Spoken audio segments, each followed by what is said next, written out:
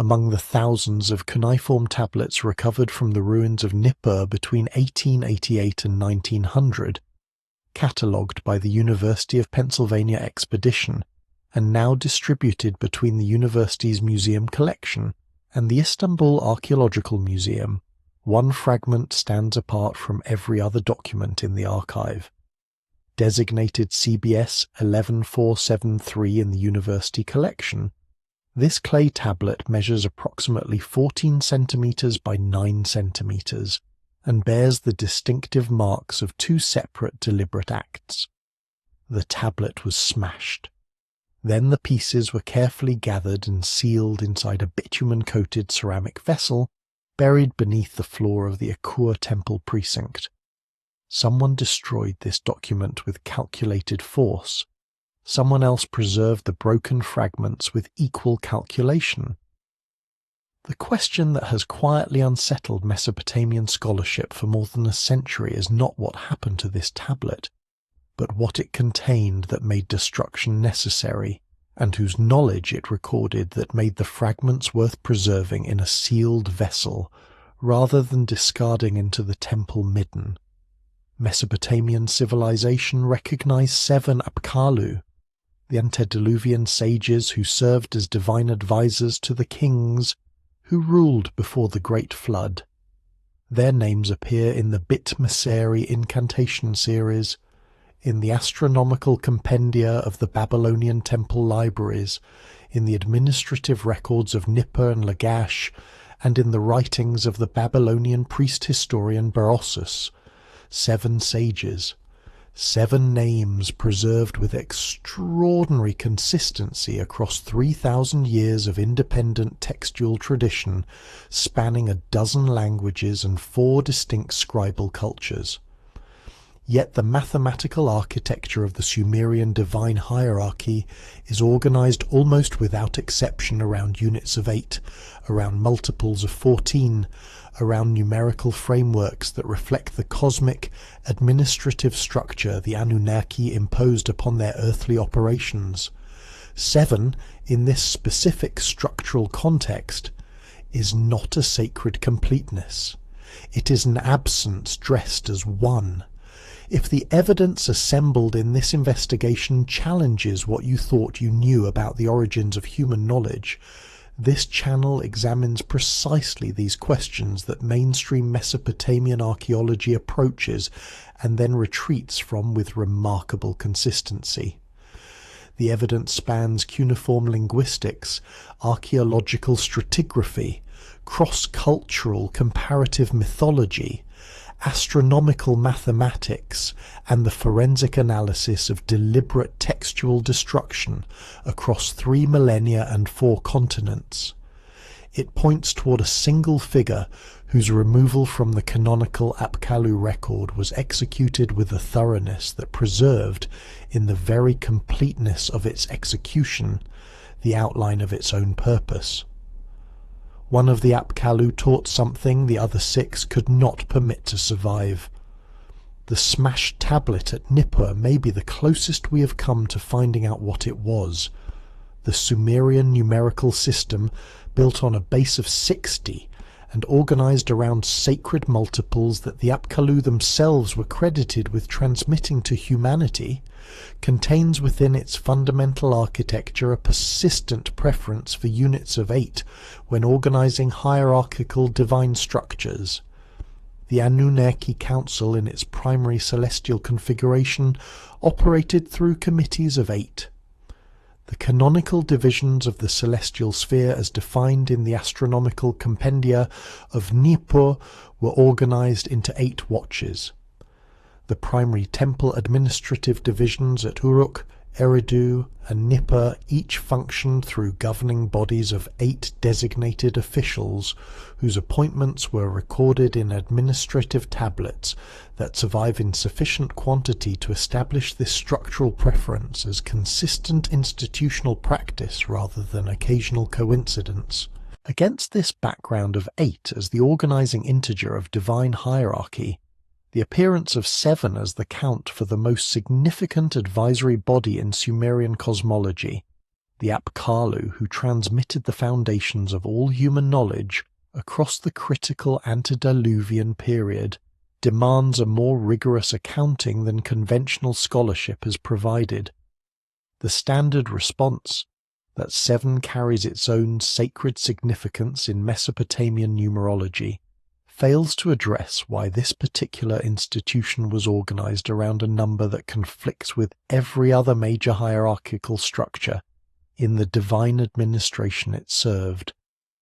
To understand the depth of this discrepancy, it is necessary to examine the mathematical architecture of the Anunnaki administrative system in the detail that the cuneiform record actually supports. The Babylonian text known as the Enumeration of Anu, preserved in multiple copies from the Neo-Babylonian period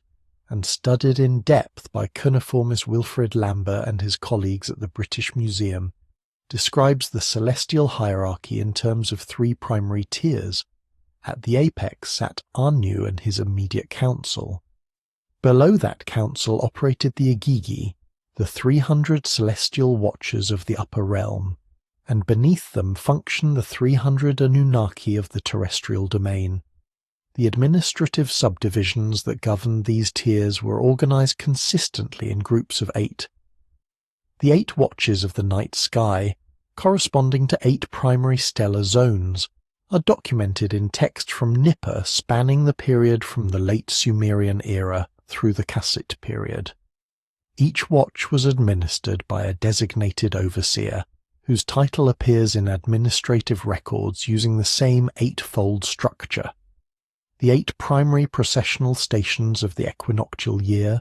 documented in the Malapan tradition, as the 8 points at which celestial administrative authority transferred between governing divine bodies, further reinforce this structural preference. When the Anunnaki organized their earthly administrative affairs, they organized by 8. When they organized their celestial administrative affairs, they organized by 8. The sole apparent exception is the Apkallu advisory body, and that exception requires an explanation that the canonical framework has never satisfactorily provided.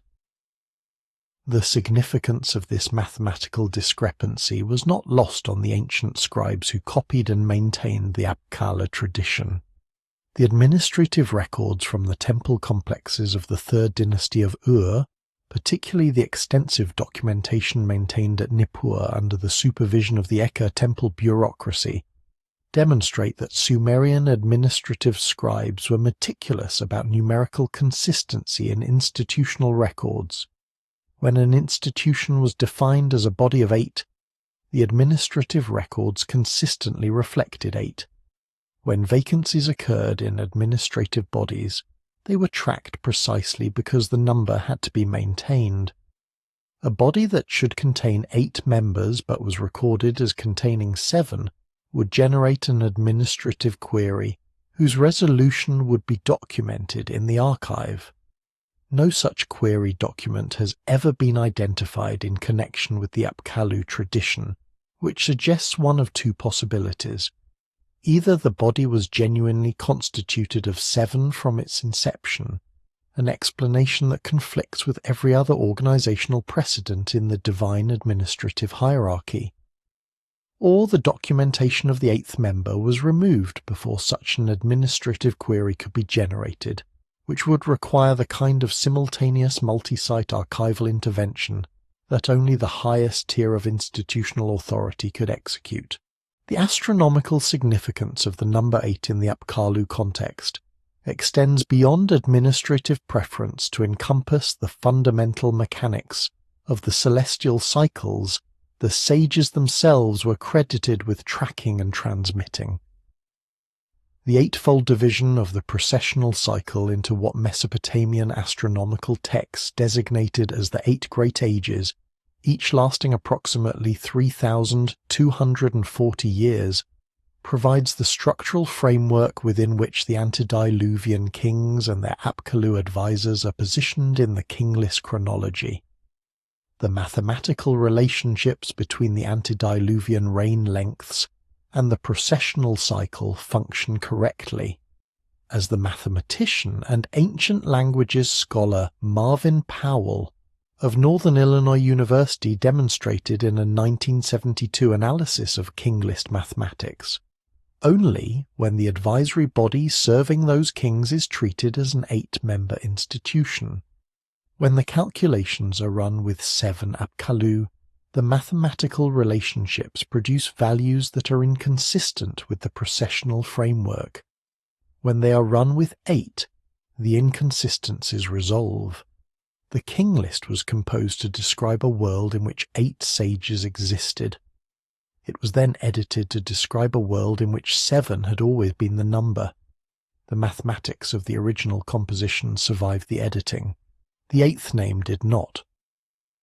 The implications of this mathematical analysis extend into the ritual calendar systems of Mesopotamian civilization in ways that the physical archaeology confirms. The 8 primary festivals of the Babylonian religious calendar, documented in administrative records from temple complexes across southern Mesopotamia and studied in detail by the religious historian Thorkild Jacobson of Harvard University in his foundational work on Mesopotamian religion, were each associated with a specific category of divine knowledge attributed to the Apkallu. 7 of these festival associations are explicit in the textual record, naming a specific sage whose transmitted knowledge the festival commemorated. The 8th festival carries no such attribution. Its associated knowledge domain is described in general administrative terms without a name transmitter. The pattern that emerges across the mathematical, administrative and calendrical record is consistent, and once recognized, impossible to attribute to coincidence. An 8th Apkallu existed. His name was removed. The structural evidence of his existence was distributed too broadly across too many independent record systems to be entirely eliminated. The physical evidence for what happened to the document that once recorded this name is preserved in a sealed ceramic vessel in the collection of the University of Pennsylvania Museum, and it is to that vessel and its extraordinary contents that the investigation must now turn. When John Henry Haynes, field director of the University of Pennsylvania excavations at Nipper, documented the discovery of a ceramic storage vessel buried beneath the floor of the Eka Temple precinct during the 1893 season, his field notes recorded the find as anomalous but not immediately extraordinary. The vessel, a high-fired ceramic container sealed with layers of bitumen and cedar resin, was found at a depth of approximately 3.2 meters below the late Kassite occupation surface, placing its deposition during the early 2nd millennium before the Common Era. Inside were 17 ceramic fragments that reassemble into approximately 60% of what had once been a mid-sized literary or administrative tablet. What caused Haynes to record a special notation in his field journal was not the fragmented state of the tablet, but the evidence preserved in the fracture patterns themselves. Clay tablets that break through accident, earthquake, or structural collapse display fracture patterns governed by the mechanical properties of fired and unfired clay, responding to compressive or tensile stress. The fracture patterns on CBS 11473 are consistent with a single application of focused perpendicular force against a flat surface, which is to say with the tablet having been deliberately and forcefully smashed against a hard edge or struck with a concentrated implement. The subsequent careful collection and formal preservation of the pieces in a ritually sealed vessel is a procedure for which Mesopotamian archaeology offers no parallel.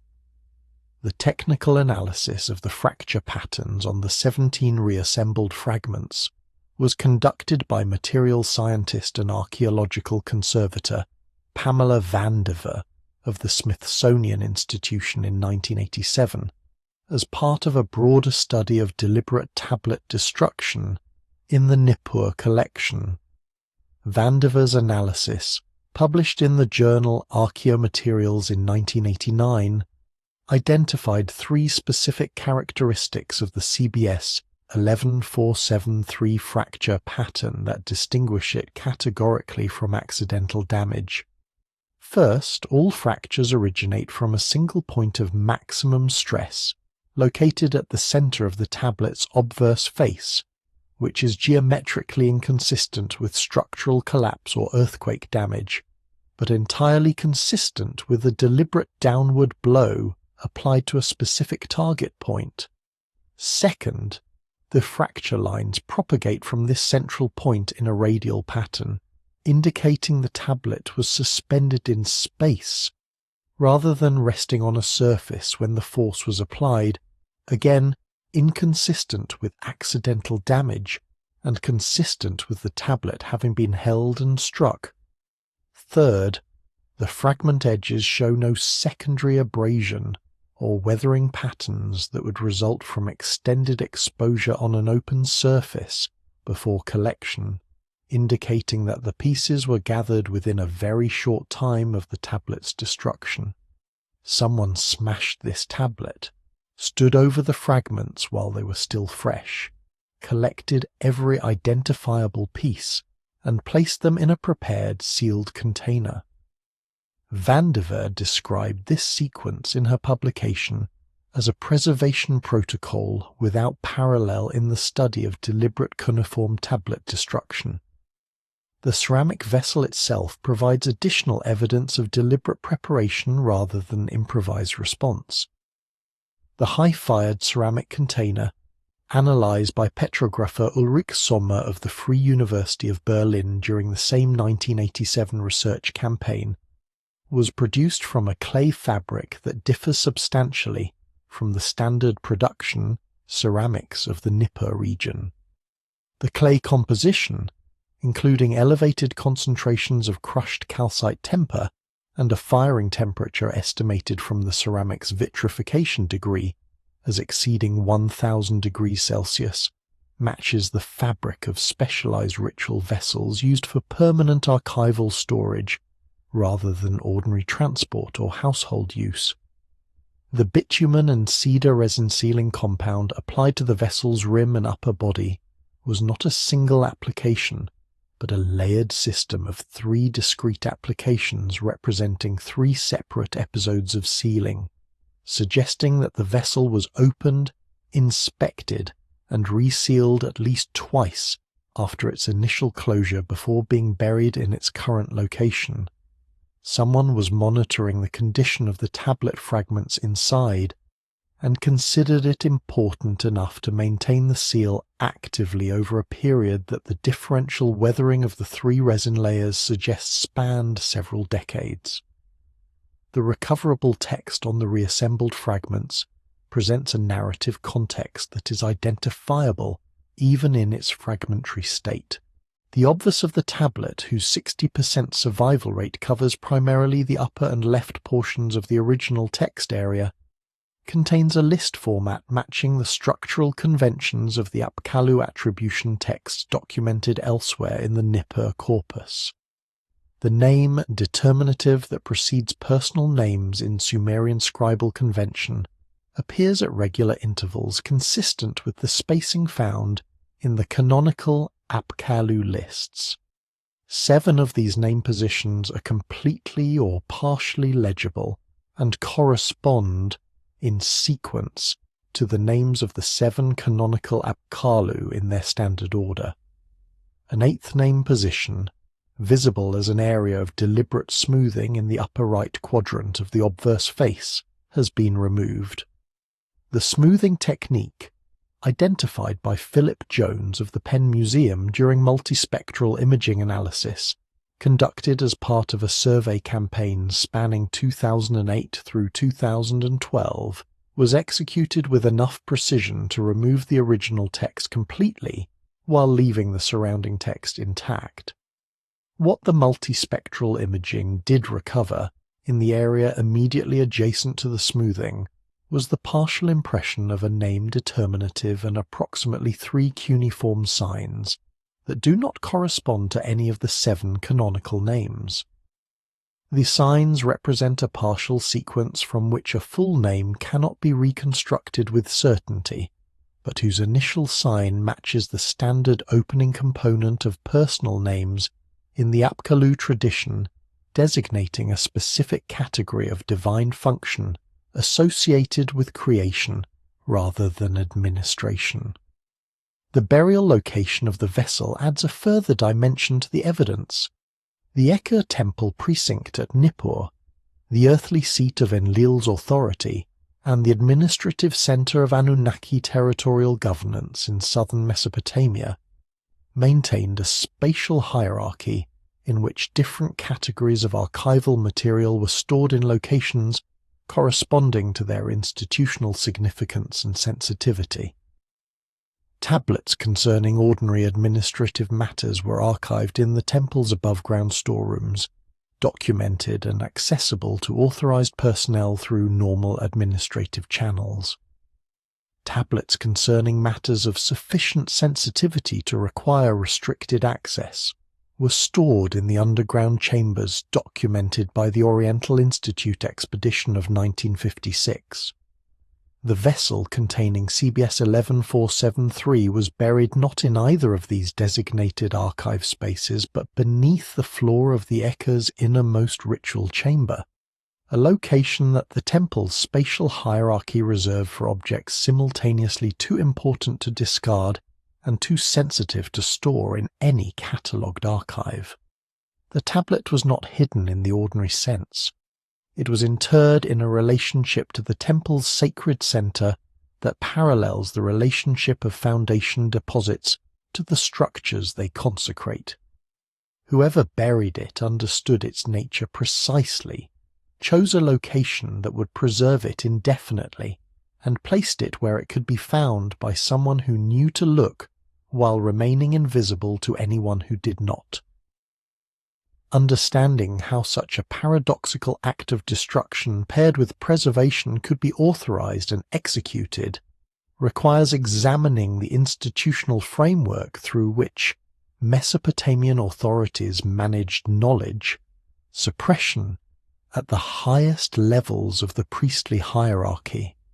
The deliberate erasure of names and identities from official records represents one of the most extreme administrative actions available to ancient Mesopotamian institutions, and its execution required precisely the kind of coordinated multi-site intervention that ordinary political disputes never generated. The practice scholars have termed Mesopotamian damnatio memoriae, drawing analogy with the later Roman institution, appears in the archaeological record at only 4 documented occasions before the Neo-Babylonian period. The first involves the systematic erasure of Naram-Sin's name from records held at sites hostile to his deification claims. The second concerns the removal of a specific official from the administrative records of the Year 3 period following a conviction for temple property theft. The third involves modifications to royal records following the collapse of the Isin dynasty. The fourth is different from all 3 in a way that has not received adequate scholarly attention. It does not target a king, a dynasty, or an official. It targets a category of knowledge attributed to a specific transmitter, and it is executed across archive sites simultaneously in a manner that required not local temple authority, but authority of the kind exercised by only the uppermost tier of the priestly hierarchy, whose institutional reach extended across every major temple complex in southern Mesopotamia simultaneously. The 3 established cases of Mesopotamian damnatio memoriae share a common administrative signature that archaeologists have learned to recognize through decades of comparative study. They all involve modifications made to records over an extended period following the condemned party's loss of institutional power. They all show variation between archive sites in the thoroughness of the erasure, with some locations preserving relatively complete records, while others show heavy modification. and they all affect primarily the political and administrative record rather than the technical or literary corpus. The erasure of Naram Sin's deification epithets, documented by Gerald Cooper in his comprehensive 1983 study of Mesopotamian royal inscriptions and their textual history, was executed inconsistently across different archive sites, with the degree of modification clearly responding to local political conditions rather than to a centralized protocol. This inconsistency is the hallmark of a political erasure conducted under changing administrative circumstances where different local authorities had different levels of motivation to comply with the directive. The fourth case shows none of these characteristics. It shows instead the administrative signature of a single coordinated decision executed simultaneously across at least 6 archive sites, with a consistency of erasure technique and scope that indicates not gradual political pressure, but a single authoritative command implemented on a specific occasion by coordinated teams working under a common directive. The evidence for simultaneous multi-site execution comes from the stratigraphy of the erasures themselves. Tablets modified as part of the 3 established political damnatio memoriae cases show, when subjected to the detailed surface analysis pioneered by conservators at the British Museum under the leadership of Jonathan Taylor in the first decade of the 21st century,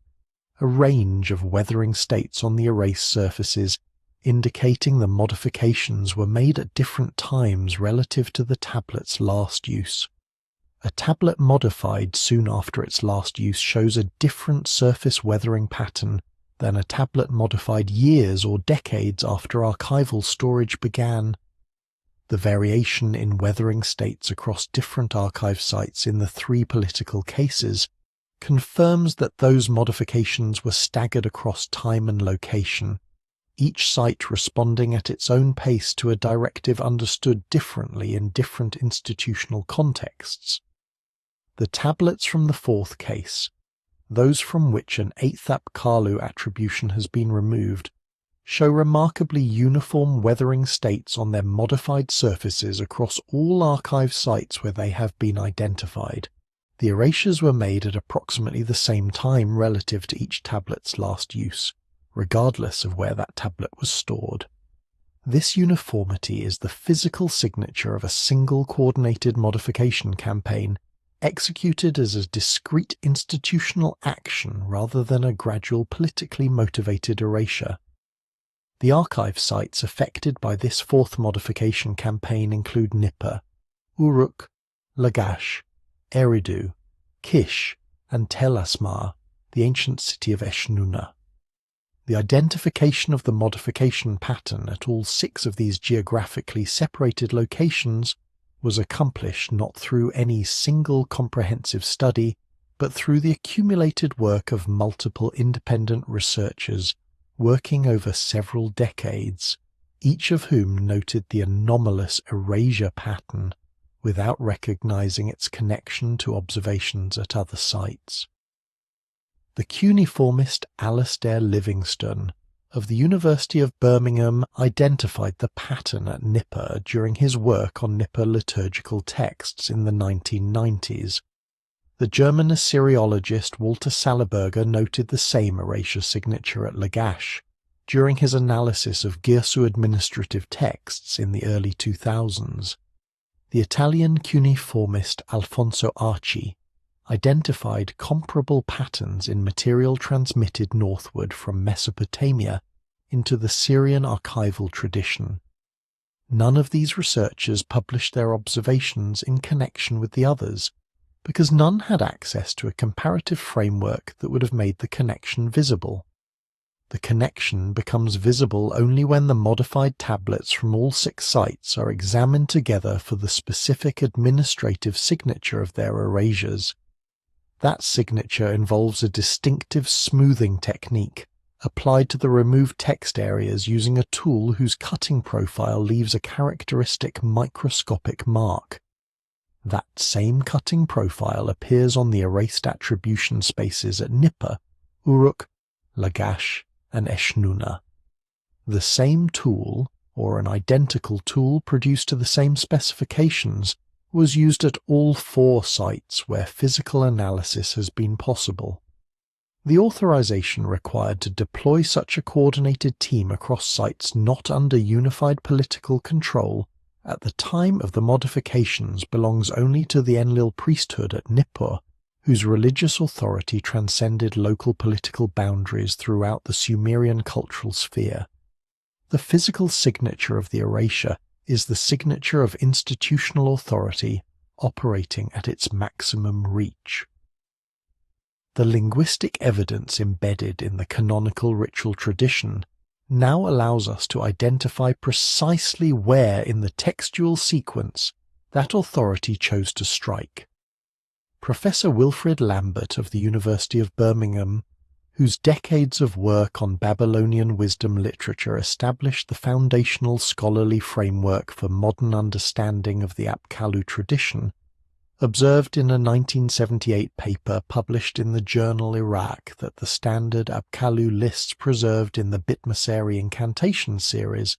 contain a grammatical irregularity in the transition between the 5th and 6th sage that has never received a satisfying explanation from within the canonical framework. The irregular construction shifts from a consistent nominative case pattern used for each of the first 5 sages to an unexpected genitive construction at the boundary between the 5th and 6th position, then returns to nominative for the 7th sage, creating what Lambert described as a syntactical discontinuity in an otherwise formulaic recitation. Lambert attributed this to scribal error and moved on. The distribution of this identical grammatical disruption across 7 independent manuscript copies of the Bitmeseri ritual text, produced at different sites and in different periods, renders scribal error not merely improbable but statistically implausible. A copying error does not replicate itself across 7 independent manuscripts with perfect consistency. A structural gap in the original source text does. The grammatical discontinuity marks precisely the location where a clause was removed from the original invocation sequence, and the genitive construction that replaced it is the grammatical signature of a summary reference to something present by implication but absent by name. To understand why this grammatical argument carries the evidential weight that it does, it is necessary to understand the Bitmeseri's function within the Babylonian ritual system and the degree of standardization that function required. The Bitmeseri, whose title translates approximately as the House of Enclosure, was the primary exorcistic ritual through which trained Babylonian Ashipu priests established protective boundaries around threatened individuals, households, and institutional spaces. The efficacy of these rituals was understood to depend entirely on the precise and complete invocation of the protective Apkallu, whose authority over the forces of disorder derived from their antediluvian transmission of the divine decrees. An incomplete or incorrectly formulated invocation was not merely ineffective, it was potentially dangerous, opening the protected space to the hostile forces the ritual was intended to exclude. The practical consequence of this theological understanding was that the Bitmeseri text was treated as a verbatim document that could not be altered without destroying its ritual efficacy. Scribal training in the copying of ritual text emphasized exact reproduction to a degree that modern scholars of oral tradition would recognize as a strict performance convention, a professional standard so deeply embedded in practice that any departure would be recognized immediately by any trained practitioner. This is the context in which the grammatical disruption Lambert identified must be understood. It is not an error that passed unnoticed through 7 separate copying events. It is an alteration that every practitioner who used the text would have registered as a departure from the expected formula, and that must therefore have been transmitted with institutional authorization, overriding the normal prohibition on textual modification.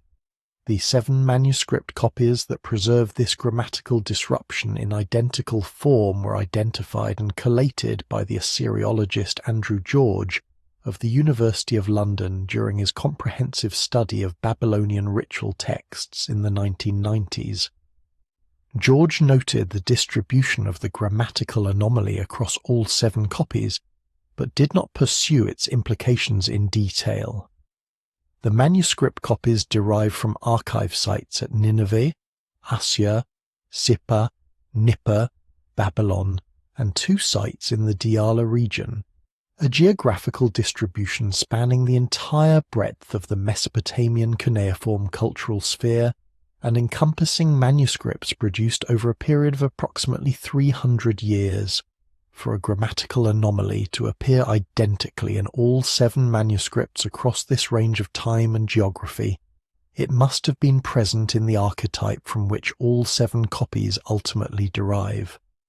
The archetype of the Bit Messeri text is conventionally dated to the 2nd millennium before the Common Era on the basis of its linguistic and formulaic characteristics,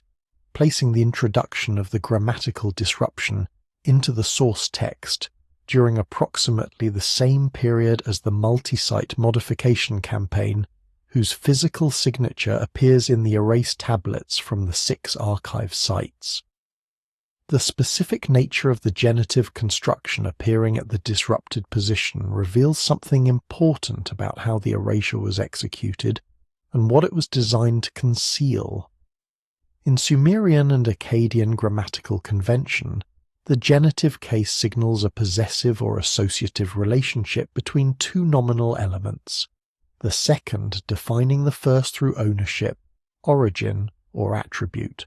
When this construction appears in a position where a nominative personal name would be expected, it functions as what Assyriologists designate as an indirect reference, naming a referent not by its own name, but by its relationship to a quality or attribute that practitioners of the ritual would understand as pointing toward the unnamed entity. The genitive construction at the 6th position of the Bit Messeri invocation does not name the 6th Apkallu directly. It references a specific attribute associated with that position, and the specific attribute referenced, while the damaged state of the oldest manuscripts prevents complete certainty, appears in the clearest surviving copy as a phrase describing the wisdom concerning the origins of the form of humanity.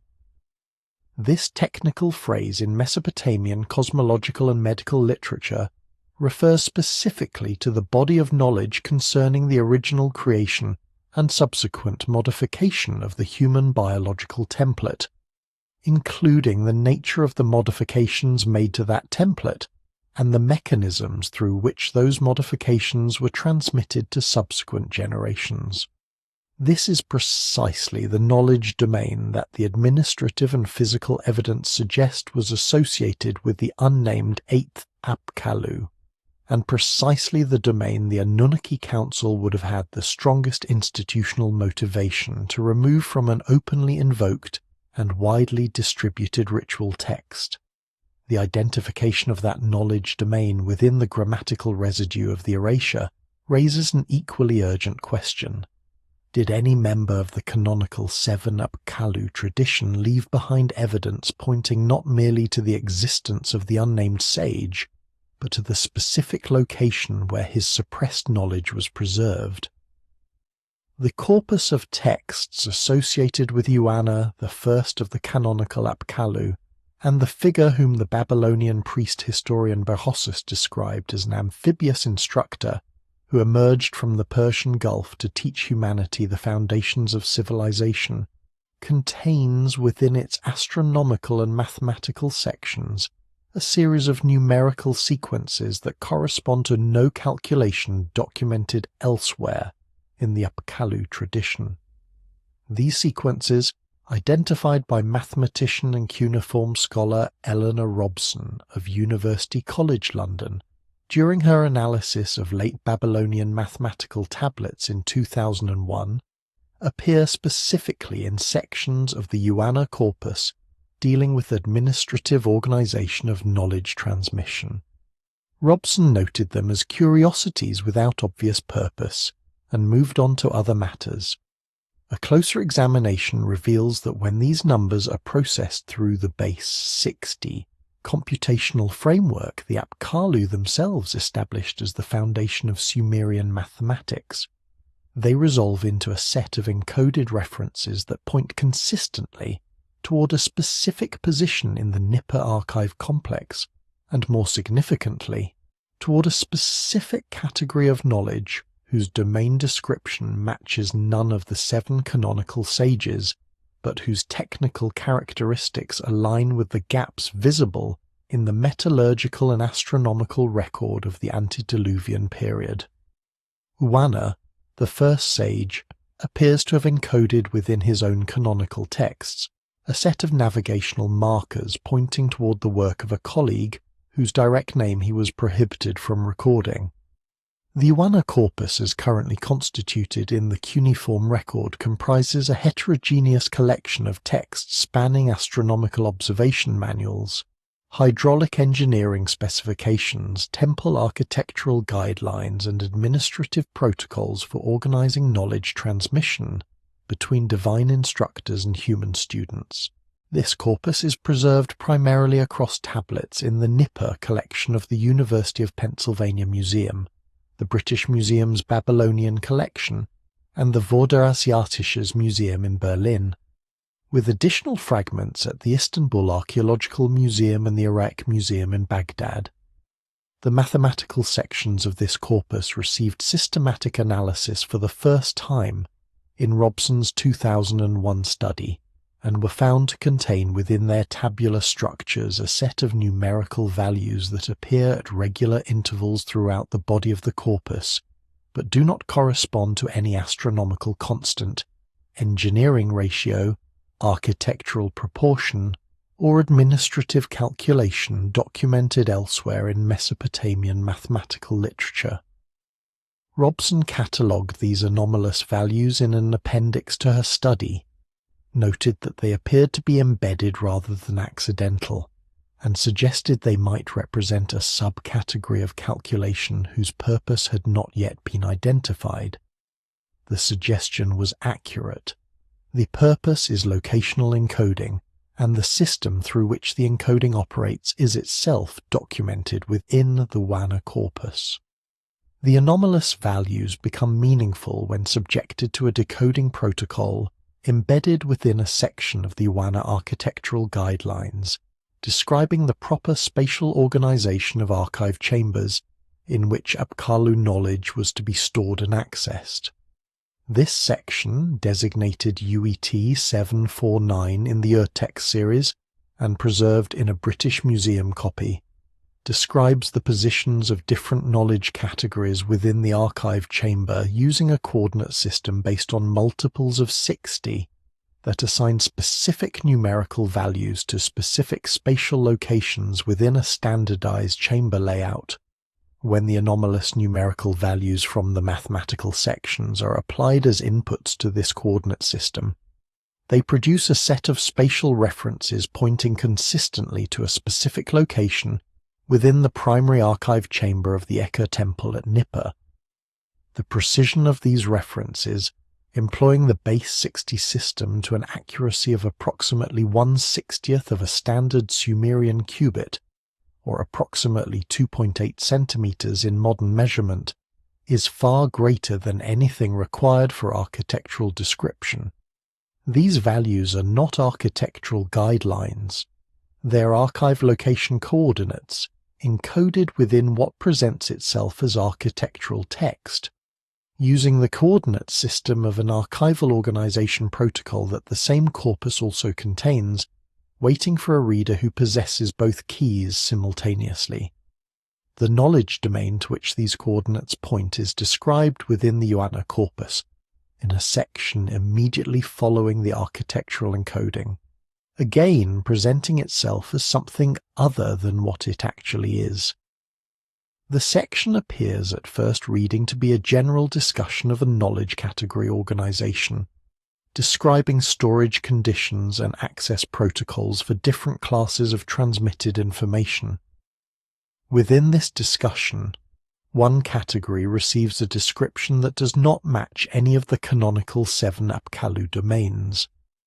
The category is described using a compound Sumerian construction, whose meaning in the cosmological and medical literature of the tradition refers specifically to technical knowledge concerning the original biological template of the human species, encompassing the nature of the modifications incorporated into that template and the mechanisms through which those modifications were stabilized across successive generations. This is not a peripheral category of knowledge in the Mesopotamian cosmological system. It is the most sensitive category that the Anunnaki administrative structure possessed, touching directly on what humanity actually was, what had been done to it biologically, and what implications that knowledge carried for human potential and autonomy in ways the established order could not permit to circulate openly. The first sage, Uana, could not record the name of the colleague who had transmitted this knowledge. He could, and apparently did, record with extraordinary precision exactly where in the Nippur archive complex that colleague's work was preserved,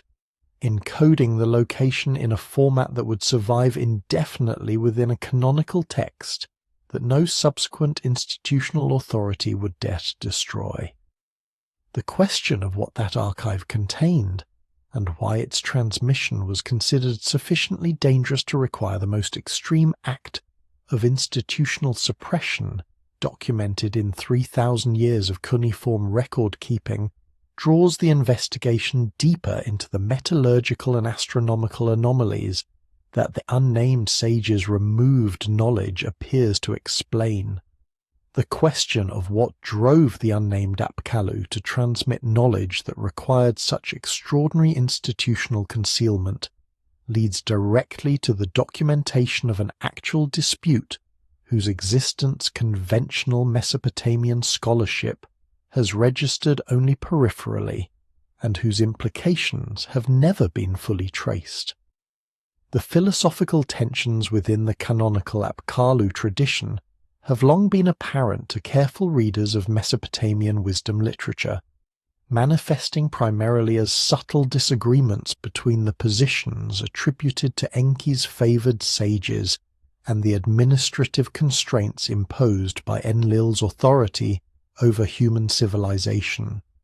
These tensions are generally interpreted by conventional scholarship as literary devices that dramatize the productive friction within the divine council, generating the narrative energy that animates texts like the Atrahasis epic and the Eridu Genesis. However, scattered across administrative tablets from Nippur, Lagash, and sites in the Diyala region,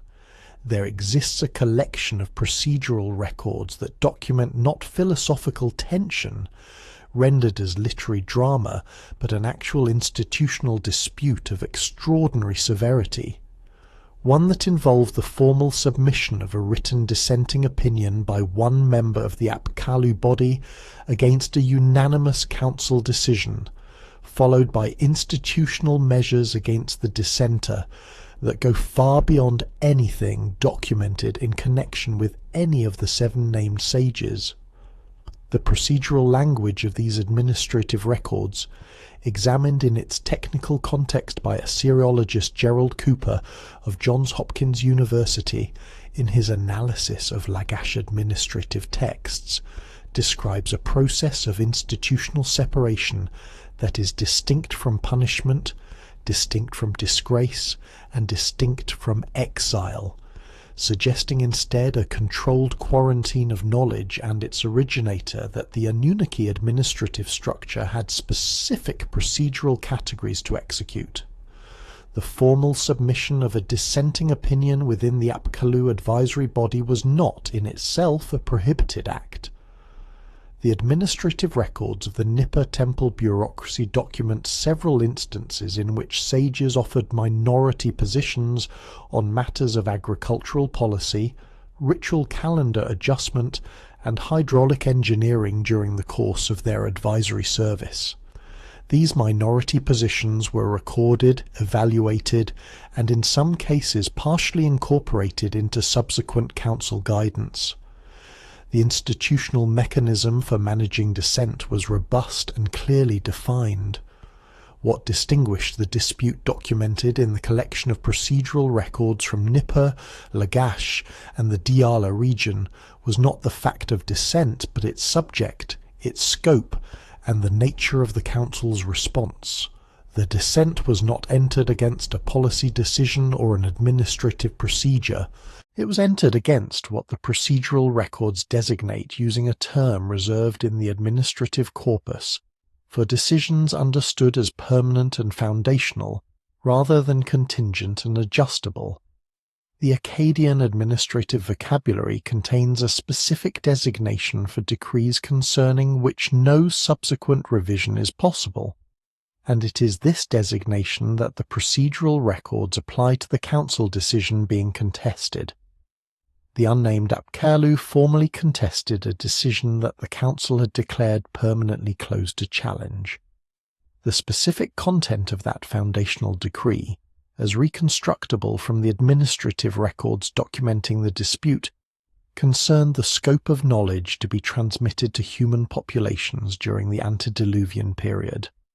The majority decision, consistent with what the canonical Apkallu tradition actually transmitted, restricted the transmission of knowledge about human biological origins and modification to the Anunnaki Council alone. The dissenting position, recorded in the procedural documents with unusual specificity, argued that concealing this category of knowledge from humanity constituted a fundamental violation of the principle that had been articulated as the basis for the entire civilizational transmission project. The dissenters' argument, as reconstructed from the administrative summary, rested on the position that human beings could not develop the wisdom necessary to properly steward the knowledge they were being given without understanding the context of their own creation. Teaching humanity mathematics, astronomy, and agriculture while concealing the nature of the human template was, according to the dissenting position preserved in these records, a form of instruction designed to produce capable servants rather than genuinely developed civilization. The institutional response proceeded through procedural stages that the administrative records document in unusual detail. The first stage involved a formal assessment by a subcommittee of the Anunnaki Council, documented in a tablet from the Lagash archive that Gerald Cooper identified in his 1983 study as belonging to a category of high-level administrative review reserved for disputes touching foundational decrees. The subcommittee's assessment, preserved in fragmentary form, concluded that the dissenting position was coherent in its internal logic, but unacceptable in its implications for the established framework of human administration. The second stage involved the dissenters' removal from all formal advisory functions pending determination of appropriate disposition. The third stage involved the category of controlled quarantine that the procedural language designates as separation from both record and function, a status for which no parallel exists in the administrative records associated with any of the 7 canonical Apkallu. The dissenter was not dismissed. He was not punished in any conventional sense. He was processed through an institutional procedure specifically designed for the containment of knowledge and its originator when that knowledge was judged simultaneously too significant to ignore and too dangerous to transmit. The physical location where that processing was carried out is the institution whose archaeological evidence now demands direct examination. The Scribal school at Eridu, operating under the direct administrative authority of Enki's temple complex and documented in records from the Ubaid period through the late Sumerian era, served as the primary institution responsible for the production, authentication, and archival storage of the most sensitive categories of divine knowledge transmitted by the Apkallu. The physical layout of the scriptorium, partially reconstructed through excavations conducted by Fard Safar and Seton Lloyd between 1946 and 1949 under the auspices of the Iraq Directorate of Antiquities, reveals a two-tier operational structure in which a visible outer archive handled routine administrative and literary production, while a sealed inner chamber, accessible only through a descending shaft, discovered beneath the primary writing room's floor, processed documents of a fundamentally different category. The inner chamber's design incorporated features that have no parallel in any other documented Mesopotamian scribal installation. Its walls were treated with mineral compounds that created an atmosphere hostile to the microbial agents that destroy organic materials.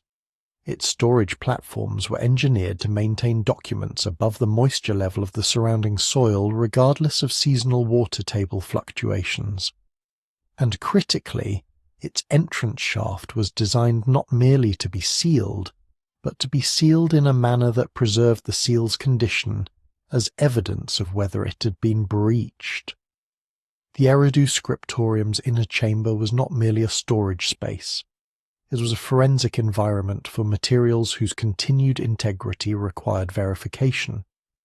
The mineral treatment applied to the inner chamber's walls was analyzed by geochemist Guillermo Algaze of the University of California at San Diego during a 1994 survey of construction materials from the Eridu excavation's stored samples. Algaze's analysis identified a compound layer composed of powdered hematite, calcite, and a third mineral component that remains unidentified in the published record, mixed with a binding agent based on refined sesame oil. The hematite component is well attested in other ancient preservation contexts as an antimicrobial and desiccating agent. The calcite component would have neutralized acidic vapors that degrade clay tablet surfaces over extended periods of archival storage. The third component, which Algaze described as exhibiting optical properties inconsistent with any mineral in the standard Mesopotamian geological record, appeared in a concentration he could not account for within conventional material availability in the southern Mesopotamian alluvium.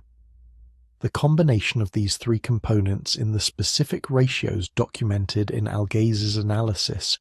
would have created an internal atmosphere stable enough to preserve organic materials for several thousand years without active maintenance. The inner chamber was designed to function without a curator. The storage platforms within the inner chamber were constructed from a fired brick of unusual density, whose composition and firing temperature, analyzed by petrographer Ulrike Sommer during the same 1994 campaign, exceeded the specifications of standard Mesopotamian construction brick by margins requiring either different raw materials or more sophisticated firing technology than is documented at any contemporary production site in the region. The platforms were elevated on short piers creating air circulation channels beneath the storage surfaces, a design feature that regulated humidity at the level of stored materials independently of the ambient chamber conditions. This engineering solution required understanding of hygroscopic principles that the standard history of Mesopotamian building technology does not attribute to the period of the chamber's construction, which the stratigraphic evidence places in the early second millennium before the Common Era. The entrance shaft seal verification mechanism represents the most technically sophisticated element of the installation. The shaft, measuring approximately 1.8 meters in diameter and descending approximately 4.5 meters from the writing room floor to the chamber ceiling, was sealed with a system of interlocking stone blocks whose arrangement created a unique configuration detectable as disturbed even if the blocks were carefully replaced after unauthorized entry. The outer face of the topmost block carried an impression in fine clay, recording the original configuration of the block surfaces in contact with each other. Any removal and replacement of the blocks, regardless of the care taken, would alter the surface contacts and render the clay impression inconsistent with the current configuration. Someone would know the chamber had been opened. The sophistication of this tamper-evidence system required conceptual understanding of physical evidence preservation that has no documented parallel in Mesopotamian administrative technology, and its presence at the Eridu scriptorium indicates that whoever designed the inner chamber was protecting something whose integrity needed to be verifiable across time periods extending beyond any individual administrator's tenure. The administrative records of the Eridu temple complex confirm this interpretation, designating the inner chamber in two tablets catalogued as EA7 and EA14 in the University Museum collection under a phrase translating approximately as the place of separated knowing, an administrative designation whose technical meaning refers to knowledge formally separated from its originating context and placed under controlled access protocols more restrictive than standard classified archive procedures. Among the technical text recovered from the Great Library complex at Nineveh and now housed primarily in the British Museum, a group of tablets dealing with advanced bronze and iron alloy production presents scholars with an attribution problem that has been quietly acknowledged and just as quietly set aside for decades. These metallurgical texts, designated as part of the K series in the museum's cuneiform catalogue, and dating in their surviving form to the Neo-Assyrian period, but clearly drawing on source materials of substantially greater antiquity, describe alloying techniques and heat treatment procedures that achieve material properties modern metallurgists recognize as approaching optimal specifications for their intended applications. Compositional analysis performed by the British Museum's Conservation Department in 1991 confirmed that artifacts recovered from sites across southern Mesopotamia that match the alloy specifications in these texts achieve hardness, tensile strength, and corrosion resistance profiles that the standard history of ancient metallurgy does not attribute to the period from which the artifacts derive. Every other significant technical text in the canonical Mesopotamian tradition carries an explicit attribution, crediting the knowledge to a specific Apkallu who transmitted it to a specific antediluvian king. These metallurgical tablets carry no such attribution. The space where the sage's name should appear has been removed, and the removal is not the result of surface damage. The clay surface at the attribution position has been deliberately smoothed to receive additional text that was never applied. The K-series tablets dealing with metallurgical procedures comprise 7 complete or substantially complete tablets and 14 significant fragments currently housed at the British Museum, with 3 additional tablets from the same tradition, identified in the collections of the Vorderasiatisches Museum in Berlin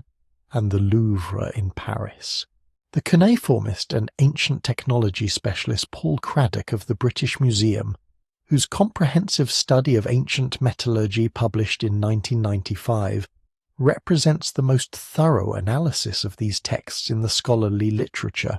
noted in a technical appendix that the alloy formulas described in the K-series tablets achieve compositional ratios that a modern metallurgist designing for optimal performance in the stated applications would recognize as closely approaching theoretical optima.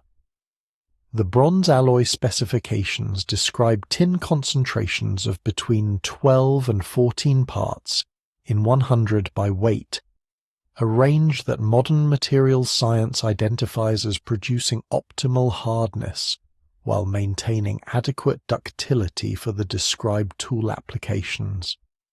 The iron alloy specifications, more remarkable still given the conventional dating of ironworking technology, describe carburization processes and quenching procedures that produce steel of a quality comparable to modern high-carbon tool steel. The attribution space on each of the 7 complete K-series metallurgical tablets occupies a position in the text consistent with the location used for Apkallu attributions in every other technical text from the Mesopotamian tradition. In each case, the clay at this position has been treated with a wet implement applied before the tablet's final firing, smoothing the original surface to uniform flatness that removed whatever signs had been impressed there. The smoothing in each case was carried out with sufficient care to eliminate the original text entirely while preserving surrounding text in legible condition.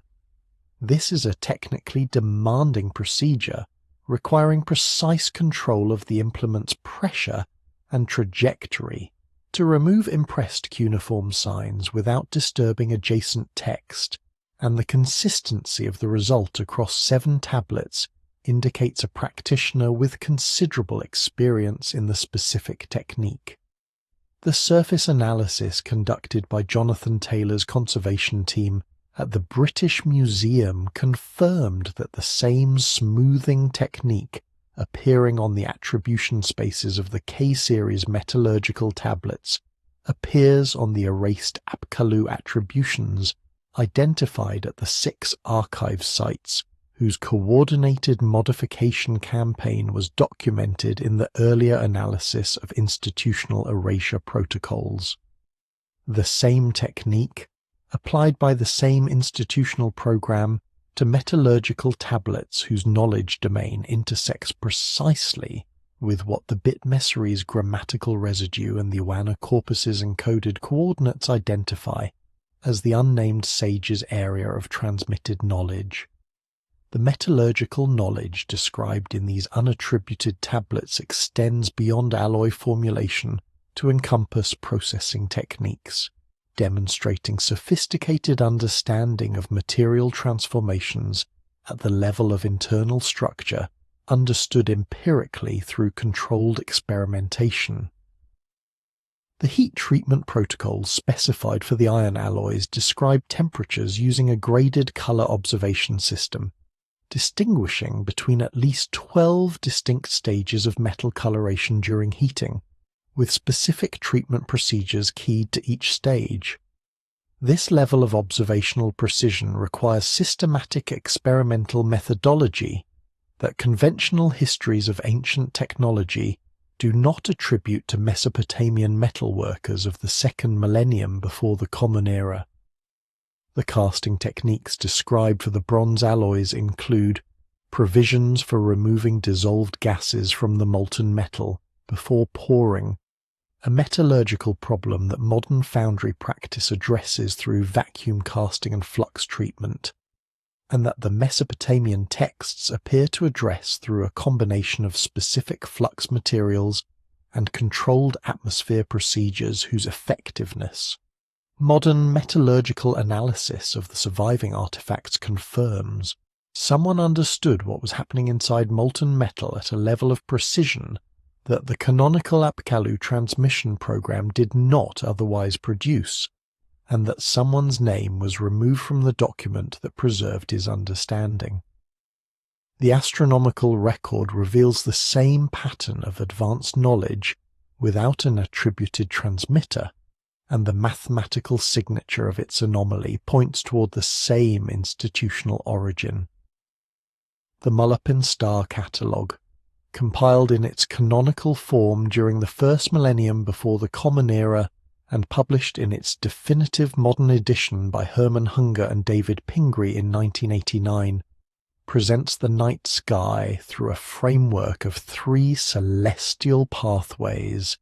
explicitly attributed to the governing authority of 3 primary Apkallu figures whose teachings defined Babylonian astronomical science across more than a millennium of institutional practice. Within this carefully attributed astronomical canon, a subset of tablets in the Molapin tradition, specifically the group designated Tablets 7 through 9 in Hunger and Pingree's edition, contains stellar position calculations that deviate systematically from the observational framework the named sages established. The deviations are not random errors of the kind produced by imprecise observation or faulty calculation. They follow a consistent mathematical pattern that implies a different set of observational instruments, a different computational methodology, and most significantly, an implicit vantage point for stellar observation that does not correspond to any known Mesopotamian observatory installation, and that produces positional values matching the view from an elevation of approximately 1,500 meters above the southern Mesopotamian plain. No natural elevation of that height exists within several hundred kilometers of any known Mesopotamian observational site. The consistent application of a correction factor that accounts precisely for this altitude difference in every one of the anomalous calculations suggests not observational error, but access to data gathered from a location that the canonical astronomy of the named sages never occupied. The specific stellar positions that deviate from the canonical framework in tablets 7 through 9 were identified as systematically anomalous through a computational analysis conducted by archaeoastronomer Mary Blomberg of Uppsala University in collaboration with Göran Henriksson during a 1996 study of Babylonian stellar coordinates. Blomberg and Henriksson, working from Hunger and Pingree's edition, noted that positions given for a specific set of 14 stars in the northern celestial hemisphere deviated from their actual positions as observed from the Mesopotamian plain by consistent angular offsets that could not be attributed to precession, proper motion, or atmospheric refraction. The offsets were too large for refraction effects and too systematic for observational imprecision. Blomberg and Henriksson proposed that the deviations resulted from copying errors introduced during the tablet's transmission history. The proposal is inconsistent with the consistency of the offsets. Copying errors produce random variation.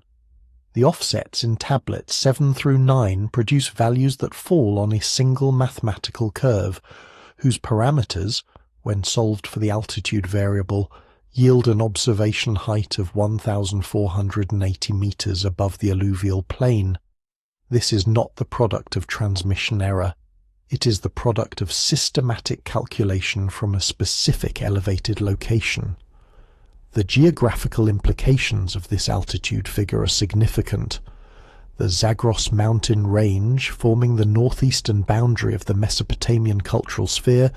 contains ridgelines reaching elevations consistent with the calculation within approximately 250 kilometers of Nippur. Several specific locations in the Zagros foothills attain the calculated observation height in terrain that would have been accessible during the second millennium before the Common Era through established trade routes connecting the Mesopotamian plain with the highland regions to the northeast.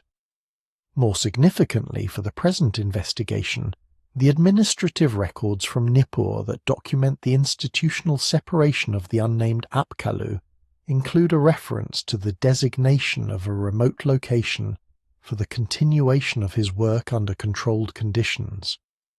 The location is described using geographical markers whose directional and distance indicators are consistent with the site in the elevated regions of the eastern Zagros foothills, at a remove from the main Mesopotamian population centers, sufficient to prevent unauthorized contact with the separated figure while maintaining the administrative oversight required by the quarantine protocols. The quality of the stellar position data in the anomalous Molapin tablets would require, from any ground-based observational location, instrumentation capable of measuring angular positions to a precision of approximately 1/10 of a degree.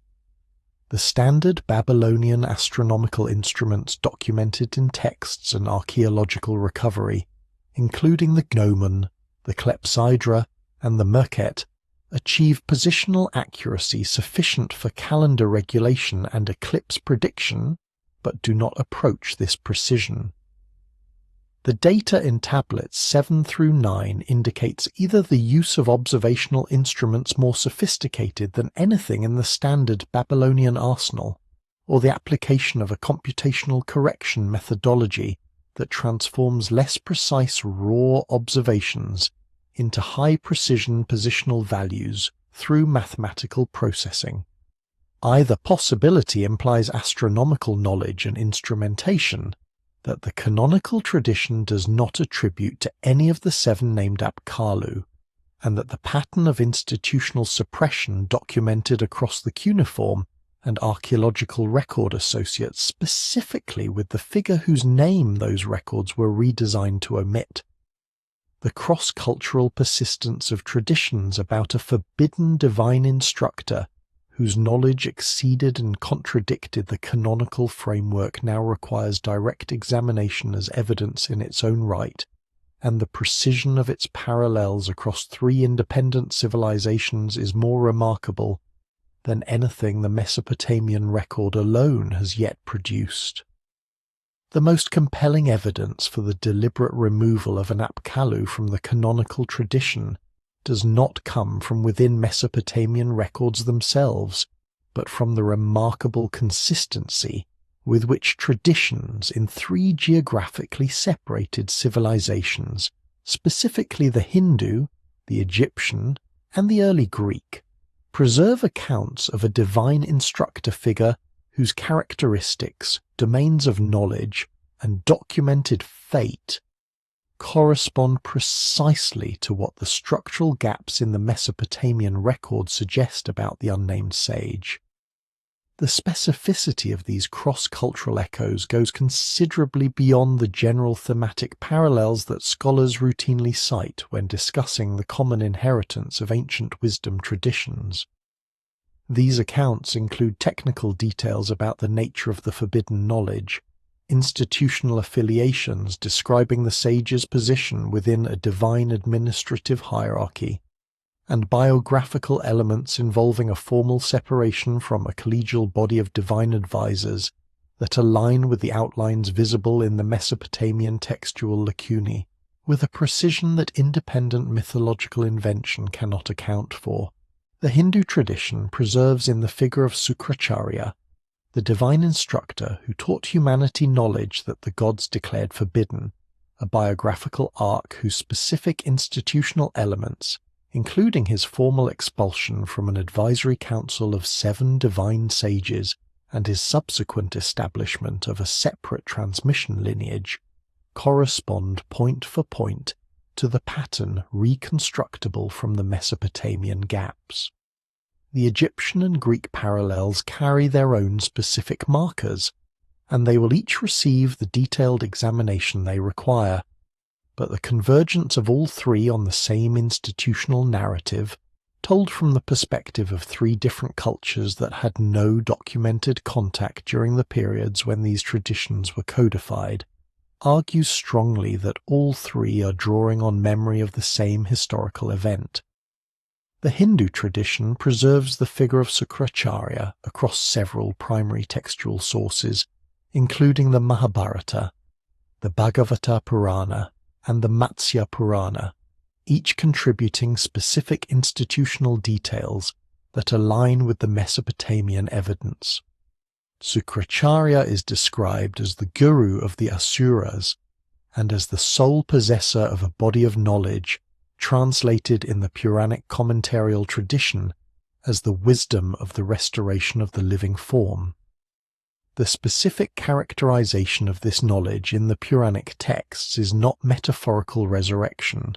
but technical understanding of the biological mechanisms governing life and death at the level of what the texts call the living substance of the created beings. The Bhagavata Purana states that Sukracharya possessed this knowledge uniquely among all divine sages because he had acquired it through a specific transmission that bypassed the normal channels of divine instruction. He did not receive it from the canonical divine teachers. He accessed it through a separate path and was formally separated from his collegial body of 7 Saptarishi,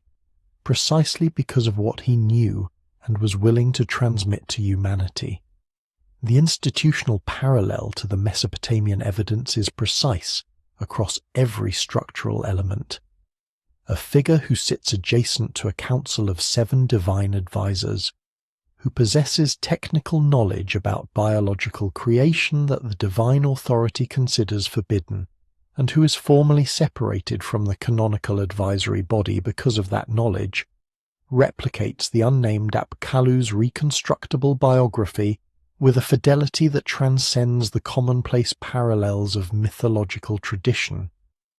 The Egyptian tradition preserves a parallel figure in the form of a divine being described in texts from the late period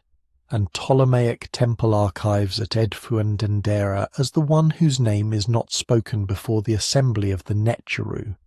This figure's characteristics emerge from the negative space of Egyptian theological texts in a manner that directly parallels the negative space of the Mesopotamian Apkallu lists. In the administrative and liturgical records of the Ptolemaic temple tradition,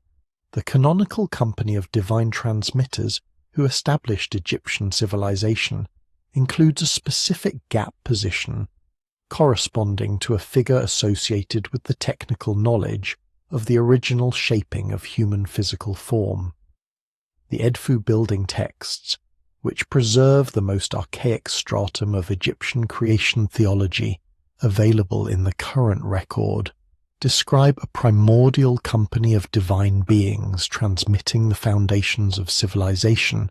and within that company they identify one figure designated as set apart from the canonical transmission because the knowledge he carried pertained to matters the divine administration had determined should not pass into the human inheritance directly. The institutional structure is identical to the Mesopotamian pattern across every element that is verifiable in both traditions simultaneously. The Greek parallel appears in the oldest stratum of the Prometheus tradition, before the theological elaborations of the classical period domesticated the narrative into a story about fire theft and divine punishment. The archaic Prometheus traditions preserved in pre-Hesiodic fragments and analysed by the classical scholar Martin West of All Souls College, Oxford, in his 1997 study of Greek creation mythology, describe Prometheus not as a thief of divine technology, but as a member of a council of divine advisors formally separated from that council because he refused to withhold from humanity the knowledge of its own nature and origin. The specific knowledge at stake in these archaic fragments is described using Greek terminology that translates in context as the understanding of the form of the fashioned ones, a phrase whose structural parallel to the Mesopotamian formula concerning the origins of the form of humanity is sufficiently close to suggest derivation from a common underlying tradition, rather than independent mythological development. 3 civilizations separated by geography and by the periods in which their traditions were codified preserve parallel accounts of a divine advisor formally separated from a council of colleagues because of forbidden knowledge about human biological origins and the nature of the human template. The mathematical probability that 3 independent traditions arrived at the same specific institutional narrative through separate mythological development is vanishingly small. The probability that all 3 are preserving, in the forms available to their respective cultural frameworks, memory of a single historical event in the antediluvian period becomes, in the context of all the evidence assembled to this point, the only hypothesis that the full body of the record supports. The cross-cultural convergence documented across Hindu, Egyptian, and archaic Greek traditions establishes that the institutional memory of an eighth Apkallu persisted in multiple independent civilizational frameworks long after the Mesopotamian record was edited to suppress him. The most direct evidence for what the Babylonian archive tradition itself actually preserved on this question comes not from mythological transmission, but from a scholar with unparalleled access to the most comprehensive cuneiform collection of the ancient world, whose single discrepant count has been dismissed by scholarship precisely because its implications, if taken seriously, are too consequential to accommodate within the conventional framework.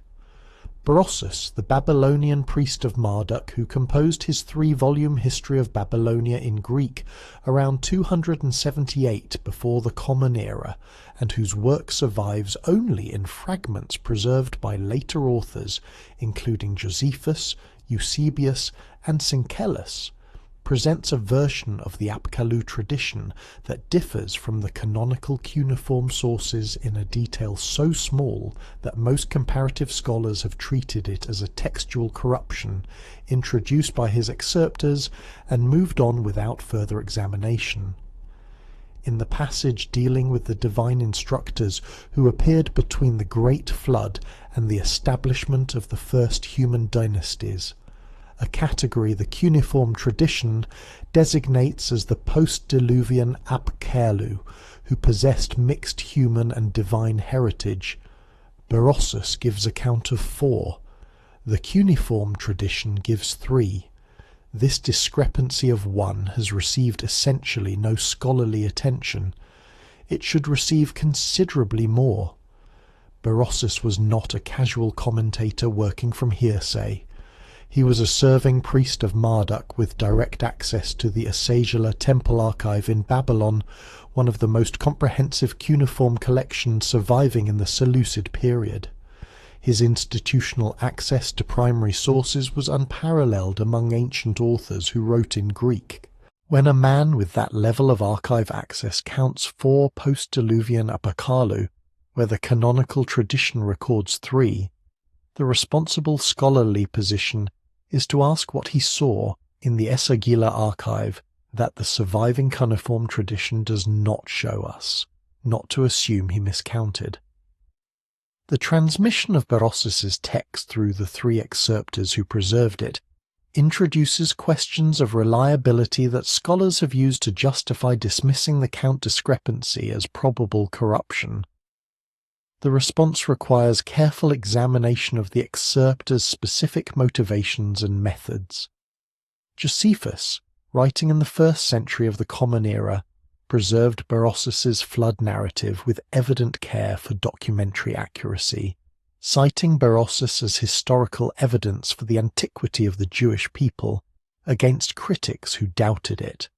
Eusebius of Caesarea, working in the early 4th century of the Common Era, preserved the chronological sections of Berossus's history as part of his own attempt to construct a universal chronology synchronizing Babylonian and biblical records, doing so with the explicit intention of demonstrating Berossus's reliability as a historical source. Syncellus, the Byzantine chronographer writing around 800 of the Common Era, preserved the king list material from Berossus with extensive commentary designed to reconcile its chronology with his own sources.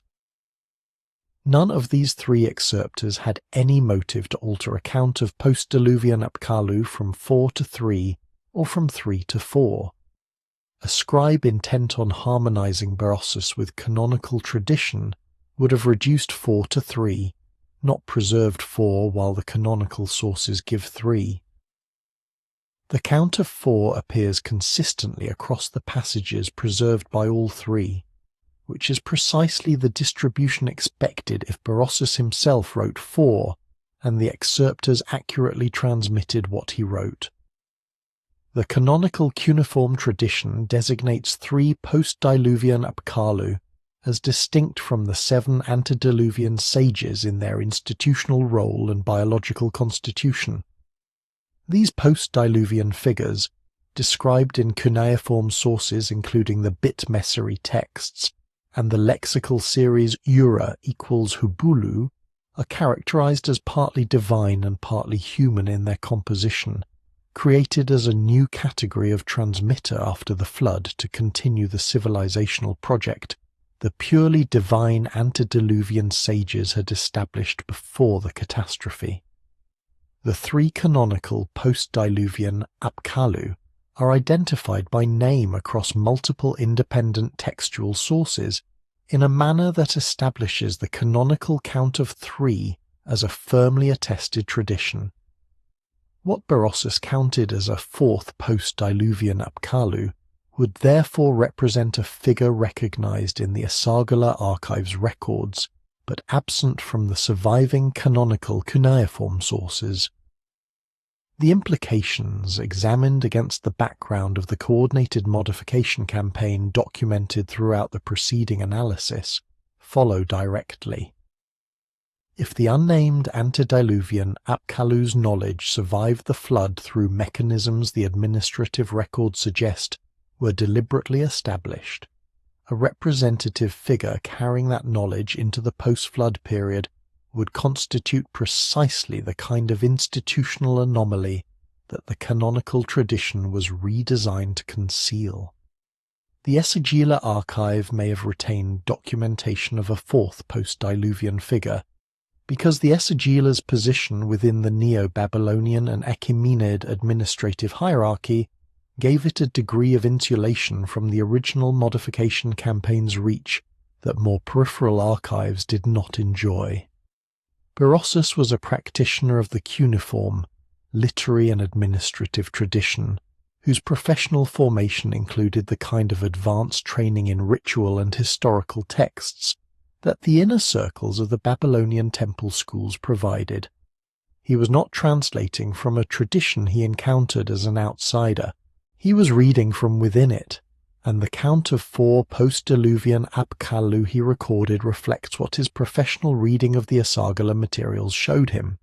The scholarly convention of attributing his discrepancy to excerpt or corruption assumes the canonical tradition's completeness in order to explain away evidence that it is not complete, and that circularity cannot withstand the weight of the corroborating evidence from the ritual text that the investigation must now examine directly. The Bitmessary incantation series, the primary ritual text through which Babylonian exorcists invoked the protective authority of the Apkallu against demonic forces, represents one of the most carefully standardized liturgical documents in the entire cuneiform tradition. Preserved in multiple copies across different archive sites and different periods, the text maintains a degree of verbal consistency across several centuries of transmission that reflects its status as a foundational ritual document, monitored by temple authorities for textual integrity with particular vigilance. It is precisely this standardization that makes the structural anomaly in all surviving copies simultaneously visible and simultaneously difficult to explain away. The ritual invocation of the 7 sages follows a formulaic pattern of 7 consecutive clauses, each naming an Apkallu, each describing his domain of transmitted knowledge, and each invoking his protective authority against a specific category of harmful spiritual influence. 6 of these clauses are internally complete, following the formula precisely. The 7th position in the sequence is occupied not by an invocation matching the established formula, but by a closing doxological statement that scholars have consistently read as a liturgical conclusion to the series. The grammatical structure of this closing statement, analyzed in the context of its position within the invocation sequence rather than as a standalone element, functions not as a conclusion but as a substitution. Its phrasing is the phrasing used throughout the ritual corpus to close a sequence from which an element has been removed, and its theological content addresses precisely the domain of knowledge that the metallurgical and astronomical record suggests was transmitted by the unnamed figure. The structure of a complete bit messeri Apkallu invocation clause, as established by the 6 examples that survive intact, follows a tripartite formula. The first element names the Apkallu using the divine name determinative followed by the sage's personal name. The second element describes the domain of knowledge transmitted by that sage using a formulaic participial construction, identifying the sage as the one who taught or established a specific area of civilizational competence. The third element invokes the sage's protective authority against a specific category of harmful spiritual influence using an imperative construction directed toward the invoked figure. This tripartite structure is consistent across all 6 intact clauses and across all 7 manuscript copies. What occupies the 7th position is not this tripartite structure.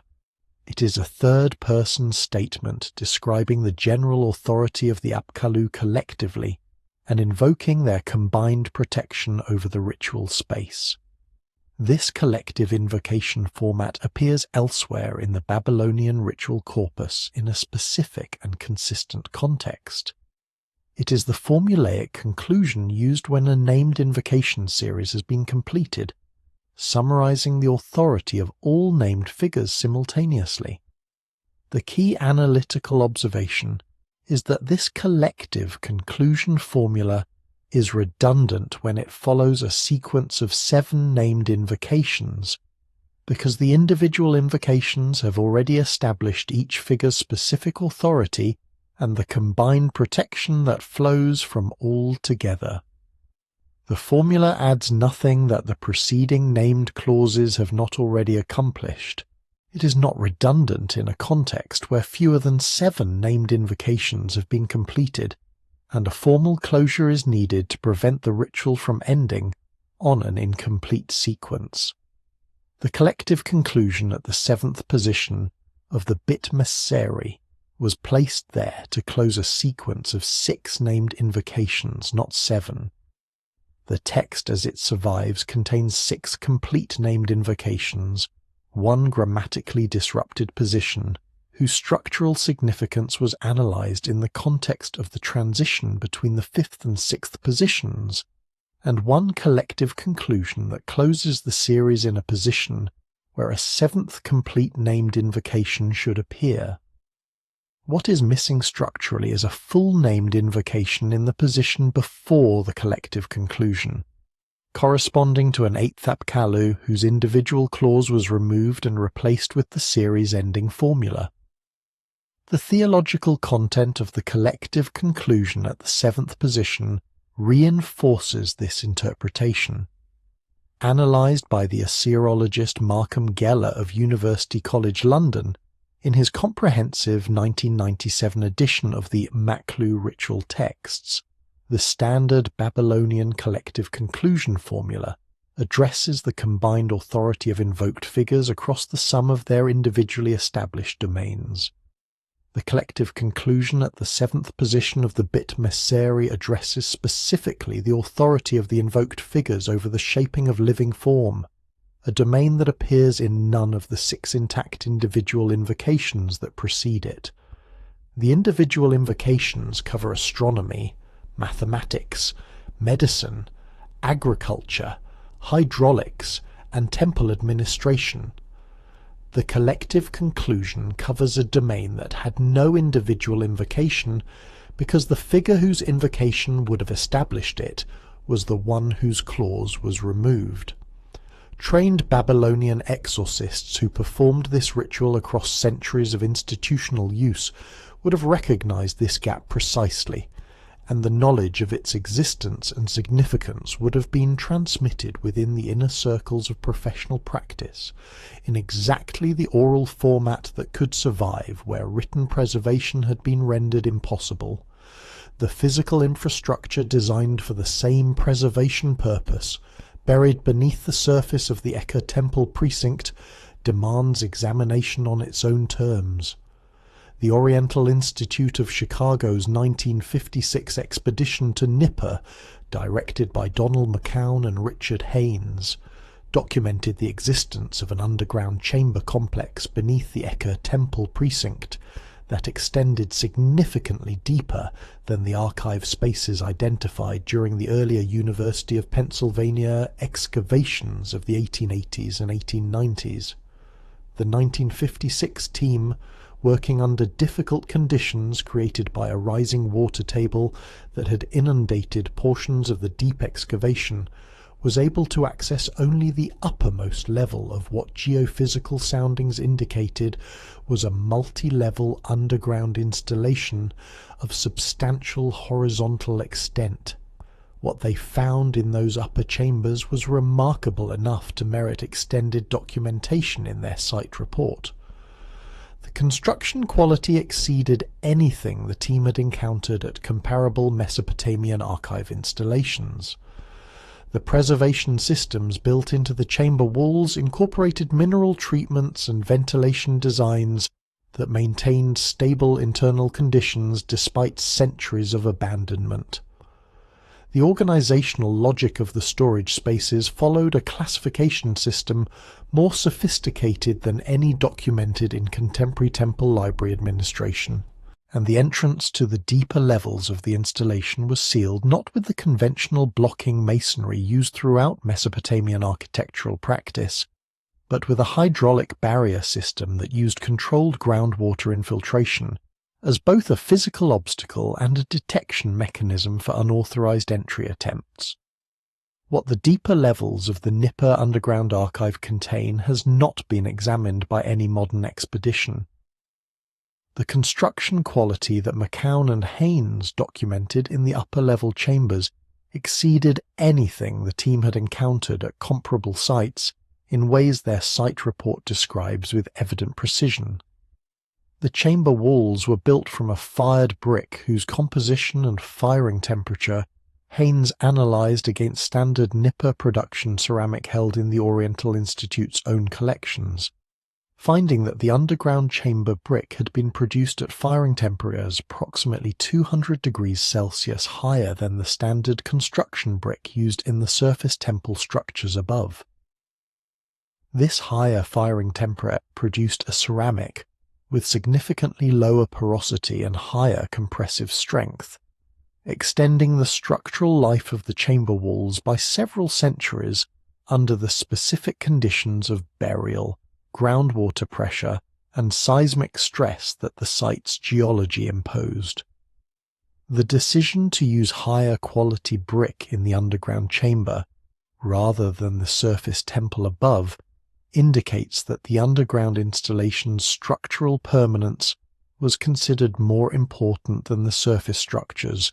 a priority ordering that is the inverse of what common sense would predict for a conventional archive beneath a functioning religious center. The ventilation design incorporated into the upper chamber walls took a form that McCown and Haynes described as requiring engineering calculations beyond what normal Mesopotamian builders would have applied to a storage space. The system consisted of a network of narrow ducts, each approximately 6 centimeters in internal diameter,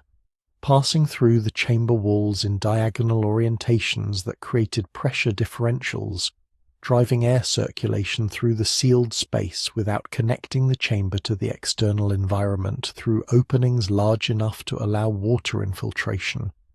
The mathematical calculations required to determine the duct orientations, diameters, and distribution pattern necessary to create adequate air circulation through the specific chamber volume represent a level of applied fluid mechanics that the standard history of ancient engineering does not document for the second millennium before the Common Era. The system worked.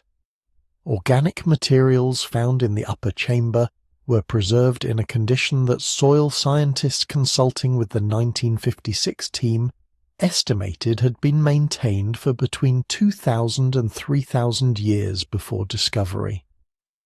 The classification system governing the storage spaces was reconstructed by McCown and Haynes from the spatial arrangement of storage positions and fragmentary administrative labels found on several containers. Their reconstruction identified at least 6 distinct classification categories organized along 2 intersecting taxonomic dimensions, one corresponding to the nature of the knowledge domain and one corresponding to the institutional origin of the material. This 2-dimensional classification system is more sophisticated than anything documented in above-ground Mesopotamian temple library administration, where materials were typically organized along a single dimension of content category. The additional dimension of institutional origin indicates that the complex was designed to receive materials from multiple different archive sites simultaneously, an organizational requirement consistent with the coordinated multi-site modification campaign that consolidated materials related to the unnamed Apkallu from archives across southern Mesopotamia. The hydraulic barrier sealing the deeper levels used controlled groundwater introduction into a sealed zone between the upper chamber floor and the ceiling of the level below, maintained at a level making the barrier zone effectively impassable, without pumping equipment exceeding the capabilities of any ancient technology. The engineering required to design this system, including calculations of natural seepage rates through the local geology and the precise height of barrier zone necessary to maintain continuous coverage against seasonal water table fluctuations, represents a level of geotechnical sophistication not appearing in European civil engineering until the 19th century of the Common Era. The administrative records of the Nippur temple complex contain 2 references to the deeper levels using terminology, designating the space as a category that appears only once elsewhere in the entire cuneiform administrative literature, in connection with materials so sensitive that no authorized access was possible after their initial deposit. The Chamber of Final Keeping at Nippur was designed as a one-way repository, and what was placed within it was placed there by institutional authorities who intended that placement to be permanent. The biological dimension of the same suppression program reveals a parallel finality operating not on documentary materials but on living populations.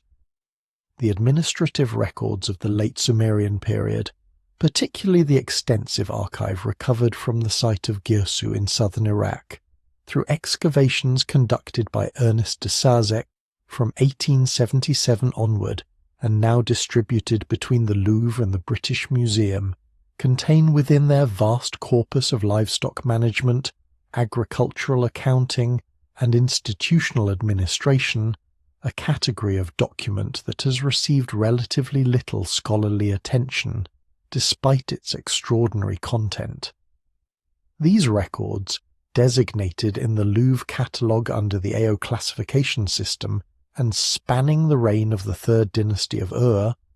describe what their technical terminology identifies as purification protocols applied not to materials, animals, or agricultural products, but to specific human family lineages identified by their institutional affiliation with the temple service organizations of Nippur and Eridu. The language of these protocols is clinical and administrative in precisely the same register as routine livestock breeding records, which is itself a significant observation about the institutional framework within which these procedures were conceived. The protocols describe systematic identification and removal from all categories of temple service of individuals carrying what the texts designate as the mark of the separated one, a phrase that appears in no other category of cuneiform administrative document. The removal procedures include genealogical documentation requirements extending back 7 generations, which is the same generational depth used in royal bloodline verification texts, suggesting that whoever established these purification protocols considered the transmitted biological characteristics significant enough to warrant the same archival rigor applied to dynastic succession records. The specific procedures in the AO series purification protocols operate through a systematic institutional mechanism whose components can be reconstructed from the administrative record with considerable precision. The first component was physical identification, accomplished through what the tablets describe as the reading of signs in the constitution of the servant, a phrase whose technical meaning in the Mesopotamian medical corpus refers to examination using the diagnostic observation methods documented in the omen series known as Sakiku. The Babylonian Diagnostic Handbook studied comprehensively by the Assyriologist Niels Hiesel in his 2004 analysis of Babylonian medical literature. The specific signs being sought are described in terms the Sakiku tradition would recognize as belonging to the domain of constitutional characteristics, rather than disease symptoms, features of skeletal proportion, cranial configuration, and sensory acuity that the medical tradition understood as indicators of biological constitution rather than pathological condition. The genealogical verification component required consultation of temple service records, property transfer documents, and what the tablets designate as the testimony of the long memory, a collective oral documentation procedure whose format parallels the genealogical verification used for candidates for the highest cultic offices. Applying this level of scrutiny to temple service personnel across the entire institutional hierarchy of Nippur and Eridu simultaneously would have required mobilizing considerable administrative resources, visible as an extraordinary institutional event to any observer within the Mesopotamian temple system. The records from the affected communities show disruptions in temple service personnel records during the relevant period, consistent with exactly this kind of intervention. The bioarchaeologist Jane Buikstra of Arizona State University, conducting a 1998 analysis of mortuary populations from Nippur region sites, identified a statistically significant subset of individuals in the temple service burial population whose skeletal proportions exceeded normative ranges in precisely the dimensions referenced in the Sumerian compound term used to designate the biological characteristic being sought by the purification protocols. The geographic distribution of individuals removed under the protocols shows a pattern of removal and institutional invisibility rather than relocation to another known administrative center. They do not appear in the records of other temple institutions as new staff appointments. They disappear from the administrative record in a manner that parallels the disappearance of the unnamed Apkallu from the cuneiform archive, and two tablets from the Eridu administrative archive connect the purification protocols directly to the institutional framework of knowledge containment using the same designation applied to materials in the scriptorium's inner chamber. The biological dimension of the suppression program and the documentary dimension operated as components of a single institutional action, and both converge on the same geographical endpoint to which the investigation must now turn. The island of Dilmun, identified with substantial confidence by modern scholarship as the Bahrain archipelago and its adjacent mainland coast in the northeastern Arabian Peninsula, occupies a unique position in Sumerian cosmological geography as the pure land, the space beyond the waters where divine beings could exist outside the normal administrative hierarchies of the Anunnaki Council, and where the flood hero Ziusudra received immortality as a condition of his permanent separation from human civilization. The theological significance of Dilmun as a location where divine presence could be maintained in a state removed from the ordinary governance structures of the celestial administration has been examined in the foundational work of Samuel Noah Kramer, and in subsequent studies by Stephanie Daly on the relationship between Mesopotamian mythological geography and actual trading networks. What neither the classical scholarship nor the more recent work has examined is a small group of administrative tablets from Nippur, housed in the University Museum and catalogued in the Nippur tablet series as N473 through N479, that refer to Dilmun not in a mythological or theological context, but in the language of institutional administrative disposition. These tablets describe the formal assignment of what they term separated knowledge to a designated location beyond the lower waters, a phrase whose technical administrative meaning in the broader corpus of Nippur institutional documents refers specifically to the relocation of institutional resources to a site outside the jurisdiction of the main temple administrative network. The 7N series tablets represent a related group identifiable through their shared administrative formulary and their consistent reference to a specific institutional action taken at a specific historical moment. Their administrative terminology and the personnel titles they use are consistent with the bureaucratic conventions of the Isin-Lhasa period, placing their composition in the early second millennium before the Common Era, a dating that aligns with the period of the multi-site modification campaign and the Eridu scriptorium's documented processing of suppressed materials. The phrase designating the material being transferred employs a compound noun structure using the same root as the designation in the Gyatso purification protocols for the biological characteristic being removed from temple service populations, creating a direct lexical connection between the knowledge suppression program and the Dilmun assignment that is unlikely to be coincidental in the context of Sumerian administrative terminology's high degree of technical precision.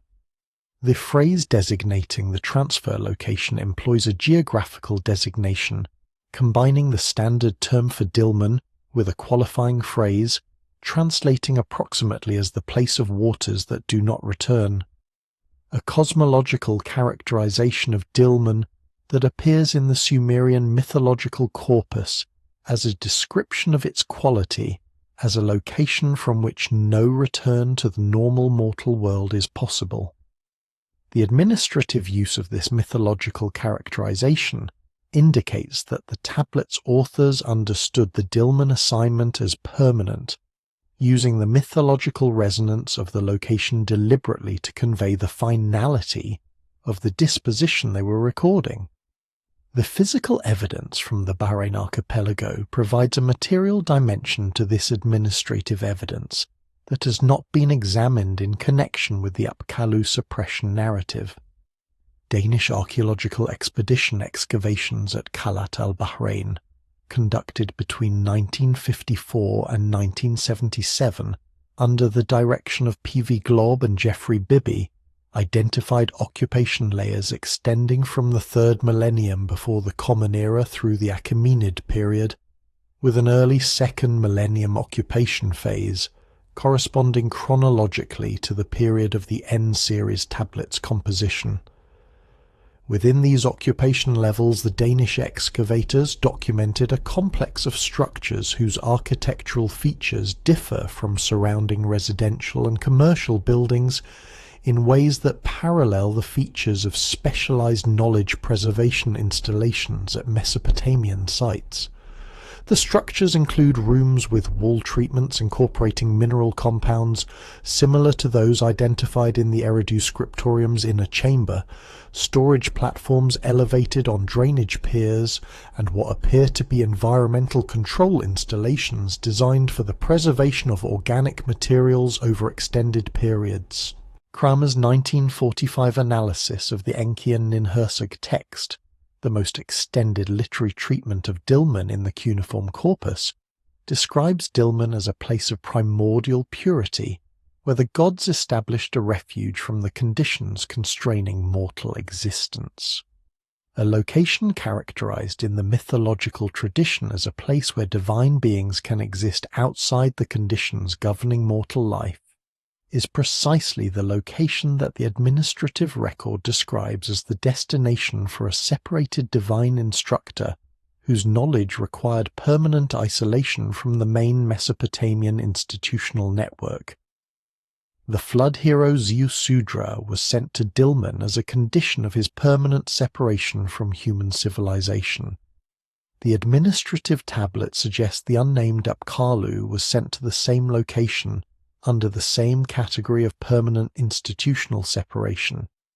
The mythological and administrative traditions are describing the same kind of event from different institutional perspectives, and together they locate the final disposition of the unnamed sage and his knowledge in a physical location where the evidence of specialized preservation awaits the systematic investigation that the present analysis suggests would be definitive.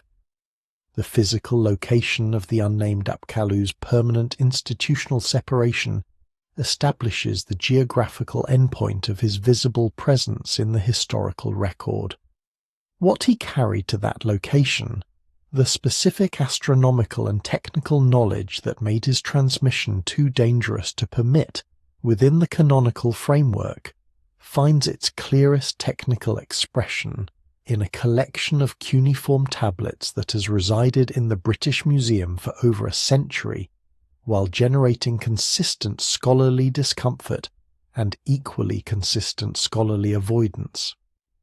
Among the most technically sophisticated cuneiform tablets in the holdings of the British Museum, a group of astronomical texts acquired through purchase from antiquities dealers between 1910 and 1923, and designated as the BM 90,000 series in the museum's cuneiform register, presents calculations that have consistently produced discomfort among the specialists who have studied them.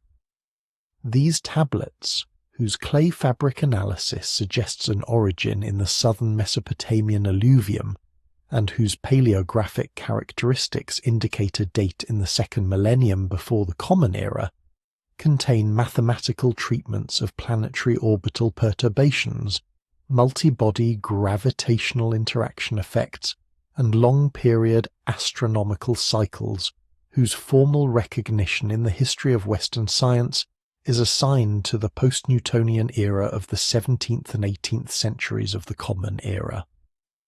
Otto Neugebauer, whose monumental work on Babylonian mathematical astronomy during the 1930s and 40s remains the foundational reference for the field, examined these tablets and recorded in his working notes, preserved at the Institute for Advanced Study at Princeton, that their computational sophistication was inconsistent with anything that should exist in this context. Neugebauer declined to include them in his main corpus of Babylonian mathematical astronomical texts on the grounds of uncertain provenance. The provenance uncertainty is real. It does not account for the content. The calculations in these tablets are not primitive approximations of phenomena that later science would describe precisely. They are descriptions of those phenomena using mathematical frameworks that achieve accuracy levels comparable to modern celestial mechanics. The specific calculations that produced Neugebauer's documented discomfort fall into three categories, whose individual anomalousness is significant and whose combination is extraordinary. The first involves what modern celestial mechanics would designate as first-order planetary perturbation theory, the mathematical description of how each planet's orbit deviates from its ideal elliptical path as a result of gravitational forces exerted by other planetary bodies, the recognition that planets exert gravitational influence on each other's orbits sufficient to produce measurable deviations required in the standard history of Western science, the synthesis of Newton's law of universal gravitation with the mathematical tools of calculus, achieved by Laplace and Lagrange in the late 18th century of the Common Era. The BM 90,000 series tablets describe these deviations using a mathematical framework based on recursive approximation sequences applied to a set of base orbital parameters that the tablets present as empirically established constants. The approximation method achieves the same result as the differential equation approach developed by Laplace and Lagrange through a different mathematical path, one requiring far longer computational chains but arriving at equivalent accuracy. The existence of this alternative mathematical path in a second millennium cuneiform document implies either independent development of an equivalent conceptual insight or transmission from a source that possessed the insight in a different but functionally identical mathematical formulation. The second category of anomalous calculations involves what the tablets describe as the interference of the great wanderers upon each other's paths, a phrase whose technical context places it in the domain of multibody gravitational dynamics. The tablets do not merely note that planetary orbits deviate from ideal paths. They calculate the specific contributions of specific planets to specific deviations in specific other planets' orbital elements, using a computational procedure that assigns numerical values to what modern celestial mechanics would recognize as the mutual perturbation terms in a planetary equations of motion system. The accuracy of these mutual perturbation values, checked against modern ephemeris calculations by the historian of Babylonian astronomy Liz Brack-Berntsen of the University of Copenhagen in a 2007 analysis of the tablets, falls within approximately 2% of the modern calculated values for the planets involved. Brack-Berntsen's analysis noted the anomalous tablets as outliers requiring comment, but attributed their sophistication to a more advanced Babylonian computational tradition than previously recognized, rather than addressing the alternative possibility that they represent transmission from a knowledge source whose sophistication preceded that tradition by several conceptual generations. The third category involves what the tablets designate as the great cycles of return, long-period astronomical phenomena including the precession of the equinoxes, the synodal regression of the lunar orbit, and a cycle of approximately 3,600 years that the tablets associate with significant perturbations of the inner planetary system. This 3,600-year cycle appears throughout the BM 90,000 series as a fundamental temporal unit in precisely the same way that the Sumerian Sa, also 3,600 years, appears as a fundamental unit in the King List chronology. The tablet's description of this cycle includes a calculation of its effect on the orbital elements of the inner planets that matches the predictions of modern numerical integration of the solar system's long-term dynamics, specifically the identification of a quasi-periodic variation in the eccentricities of the inner planetary orbits with a period close to 3,600 years. This is knowledge that the standard history of science does not attribute to any civilization before the late 20th century of the Common Era, its presence in tablets whose clay fabric places their origin in the second millennium before the Common Era, specifies with considerable precision what the unnamed Apkallu's astronomical knowledge actually contained, and why its transmission required a tribunal, a multi-site modification campaign, a Dillman assignment, and a bloodline purification program to suppress. The physical artifacts at Shuruppak, the city of the flood hero whose survival the unnamed Apkallu's transmitted knowledge most directly served, carry the same compositional signature as the unattributed knowledge, recorded in metal rather than clay, but equally stripped of the name that should identify their originator. The archaeological record of Shuruppak, identified with the modern site of Tel Farah and excavated initially by a German expedition under Robert Koldewy in 1902 and 1903, then more extensively by Erich Schmidt for the University of Pennsylvania between 1931 and 1932, presents a pattern of technical artifact distribution that creates difficulties for the canonical account of how Apkallu knowledge was transmitted to antediluvian humanity. Shurupak was the city of Ziusudra, the Sumerian flood hero, and was governed in the period immediately preceding the deluge by rulers whose service was advised, according to the Sumerian king list and the traditions preserved in the Atrahasis epic, by the 6th and 7th canonical Apkallu. The physical artifacts recovered from deep excavation levels at Telfera include examples of precision metalwork, advanced ceramic production, and astronomical instrumentation that exceed in their technical sophistication the equivalent objects found at sites archaeologically associated with the 5 earlier Apkallu advisors. The administrative texts from the Shurupak archive, comprising one of the earlier substantial bodies of cuneiform documentation,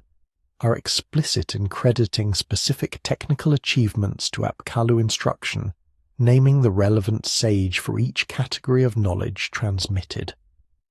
These attribution texts are conspicuously silent about the anomalously high-precision objects.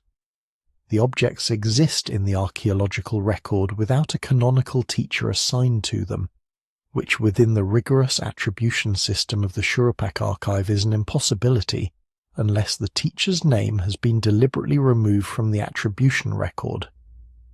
The Shurupak archive, whose tablets are now distributed between the Vorderasiatisches Museum in Berlin, the University Museum in Philadelphia, and the Istanbul Archaeological Museum, is notable among early cuneiform administrative collections for the consistency and specificity of its attribution practices. A study of these conventions conducted by the cuneiformist Robert Englund of the University of California at Los Angeles in 2009, as part of a broader project on early cuneiform administrative practices,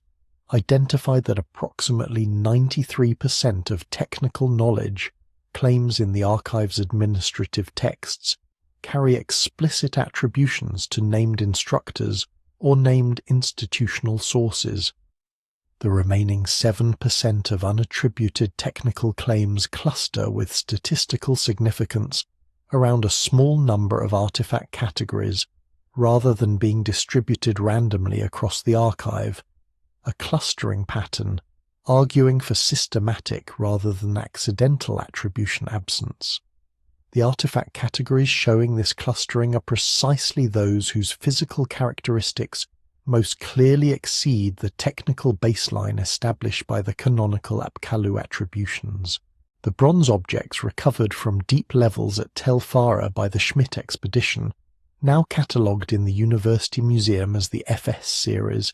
include items whose elemental composition measured by X-ray fluorescence analysis conducted by the museum's conservation laboratory in 1997 shows tin content in the range of 12.5 to 13.8% by weight,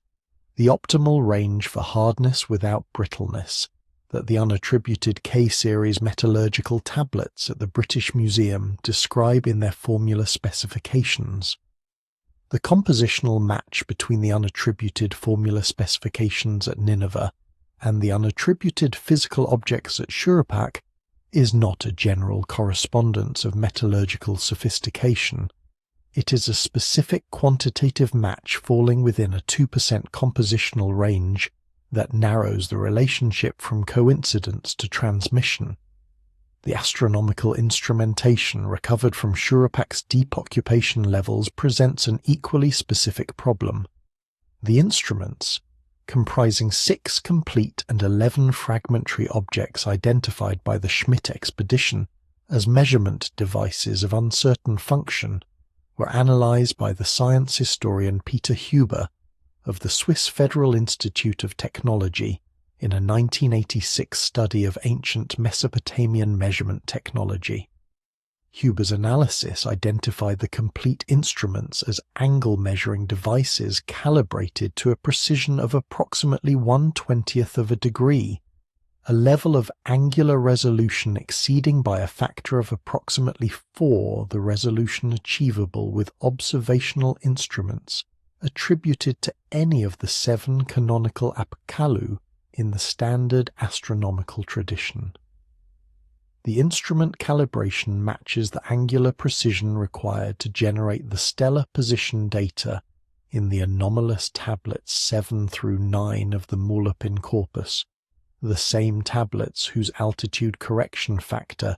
points toward the Zagros foothills region, where the institutional separation of the unnamed Apkallu placed his continued work. The administrative text from Shurupak that should carry attributions for these objects show, under multispectral imaging, the same pattern of deliberate smoothing at attribution positions identified at the British Museum's K-series metallurgical tablets, applied using the same cutting profile, whose microscopic signature appears across the 6 archive sites of the Coordinated Modification Campaign. Shurupak was the city of Ziusudra, the man who survived the flood and was taken to Dilmun. The transmission chain connecting the unnamed Apkallu to the knowledge Ziusudra carried through the catastrophe is encoded in these artifacts' composition, and in the smoothed clay surfaces where his name once stood. The divine tribunal that adjudicated what he had done addressed those same facts through the most formalized legal mechanism the Anunnaki administrative structure possessed. Cuneiform legal texts from the Old Babylonian period, working from Sumerian precedents of considerably greater antiquity, document a highly formalized system of divine adjudication through which the Anunnaki Council resolved disputes involving violations of the fundamental ordinances governing relationships between divine beings and human civilization. The procedures for these divine tribunals are described most completely in a late Sumerian text designated Uity 634 in the Ur excavation series, and now housed in the British Museum, which outlines in procedural detail the stages of formal accusation, witness testimony, collegial deliberation, and sentencing that govern the Council's judicial functions across a range of offence categories. Against the background of this well-documented divine legal tradition, a group of administrative tablets from Nippur dating to the early 2nd millennium before the Common Era, examined but not extensively published by the Nippur expedition of the Oriental Institute, contains what appears to be a summary record of proceedings in a case of exceptional severity. The defendant is not identified by name. The text refers to the defendant throughout using a grammatical construction that scholars of Sumerian personal status markers will recognize as specifically reserved in the legal corpus for parties whose names have been formally suppressed by judicial order during or following proceedings. The offence category is described using a technical term that appears nowhere else in the cuneiform legal record, a term that the text itself glosses as the revelation of what was appointed to remain sealed. The tribunal procedure documented in UET 634 establishes the procedural framework against which the Nippur summary record must be read. The Ur text describes 5 mandatory stages in divine adjudication proceedings of the highest category. Formal lodging of accusation required presentation before the full council assembly with specific enumeration of the violated ordinances. Identification of witnesses required that 3 divine beings of recognized standing provide testimony regarding the accused's actions and knowledge of the relevant ordinances. Deliberation involved formal closed session consideration, whose proceedings were recorded in a designated scribal position adjacent to the assembly hall. Determination required unanimous agreement among council members before any disposition affecting a divine being's status could be implemented. Sentence was recorded in the administrative archive using standardized formulaic language specifying the disposition and its permanent institutional consequences. The Nippur summary record appears to document the 4th and 5th stages of a proceeding that had already completed the first 3 stages before the summary was produced. The text begins at the determination stage, indicating the council had reached a conclusion and was documenting its finality. The deliberation section, which in complete tribunal records typically summarizes the arguments considered, is abbreviated in the Nipper summary to a single phrase designating the finding as unanimous, without requiring further record of the arguments. This abbreviation is consistent with proceedings of exceptional sensitivity, where even the arguments considered were deemed too significant for archival documentation in a record that might be accessed by unauthorized individuals. The grammatical construction used throughout the Nipper summary to refer to the defendant is designated in the technical vocabulary of Sumerian legal studies as the unnamed party marker, a construction identified and analyzed by the Sumerianist Gerald Cooper of Johns Hopkins University in his 1983 study of Sumerian legal language. Cooper identified the construction as appearing specifically when a formal judicial order of name suppression had been issued either during or as a consequence of proceedings, and as being used consistently across all stages of the record from the point at which the suppression order was issued. Its appearance throughout the Nipper summary from the beginning of the text indicates that the name suppression order was issued as part of the fourth stage determination itself. The unnamed Apkallu's removal from the canonical record was not an administrative afterthought following institutional separation. It was a component of the judicial determination issued by unanimous council agreement and documented using the legal construction that governed all subsequent references to the defendant across every archive that preserved the proceedings summary. The offence designation, the term glossed as the revelation of what was appointed to remain sealed, employs the same Sumerian compound root as the designation for the foundational decree that the dissenting Apkallu contested in the administrative record from Lagash. The charge against the unnamed defendant is not general revelation of forbidden knowledge. It is the specific transmission to human beings of the content of the council's own decision about what humanity was and what had been done to create it. The tribunal found him guilty by unanimous determination, issued as part of its sentence the permanent suppression of his name from the institutional record, and set in motion the administrative consequences whose physical evidence has been accumulating throughout this investigation.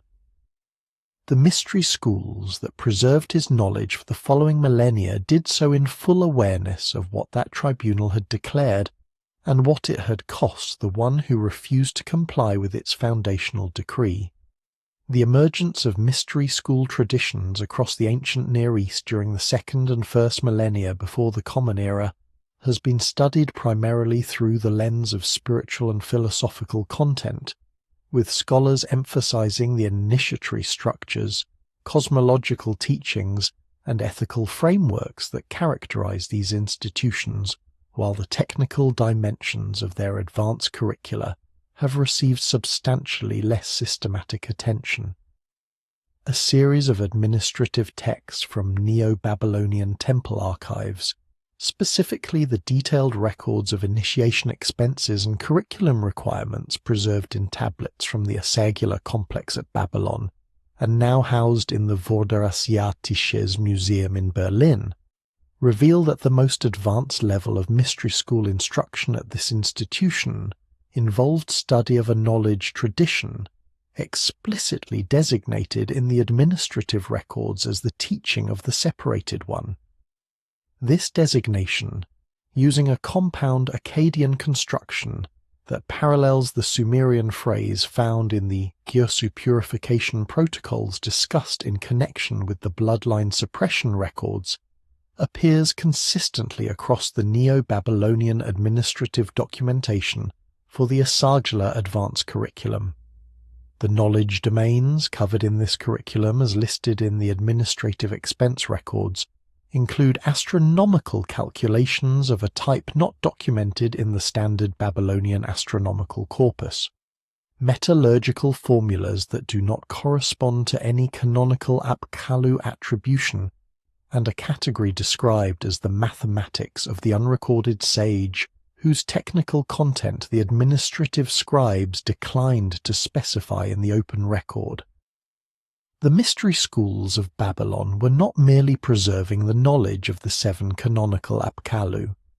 They were preserving the knowledge of an 8th figure whose name they were equally careful not to write. The administrative records of the Asagila Mystery School curriculum are preserved in the Vorderasiatisches Museum collection as a series of 14 tablets identified by the Assyriologist Wilfried van Solt of Leiden University in a 2003 study of late Babylonian institutional records. Van Solt published the tablets as evidence of advanced educational practices at the Asagila without pursuing the specific designation of the teaching of the separated one, which he noted in a footnote as an unusual compound whose referent was unclear. The footnote represents the closest the published scholarly literature has approached to identifying these records as evidence for the ongoing preservation of the unnamed Apkallu's knowledge tradition more than a millennium after the original institutional suppression. The 3 knowledge domains listed in the Asagila curriculum records correspond with precision to the 3 primary areas of anomalous advanced knowledge documented throughout the preceding analysis. The astronomical calculations described as not belonging to the standard corpus match in their described characteristics. The BM 90,000 series tablets whose content Neugebauer found inconsistent with their period. The metallurgical formulas described as carrying no canonical Apkallu attribution match the K-series tablets, whose attribution positions were deliberately smoothed. The mathematics of the unrecorded sage, which the administrative scribes refused to specify further in the open record,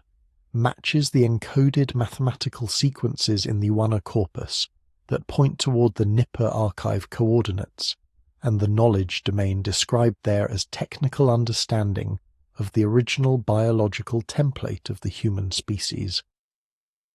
The Asagila Mystery School was teaching all 3 categories of the unnamed Apkallu's knowledge domain simultaneously, under a single designation that preserved the memory of his institutional status even while omitting his personal name.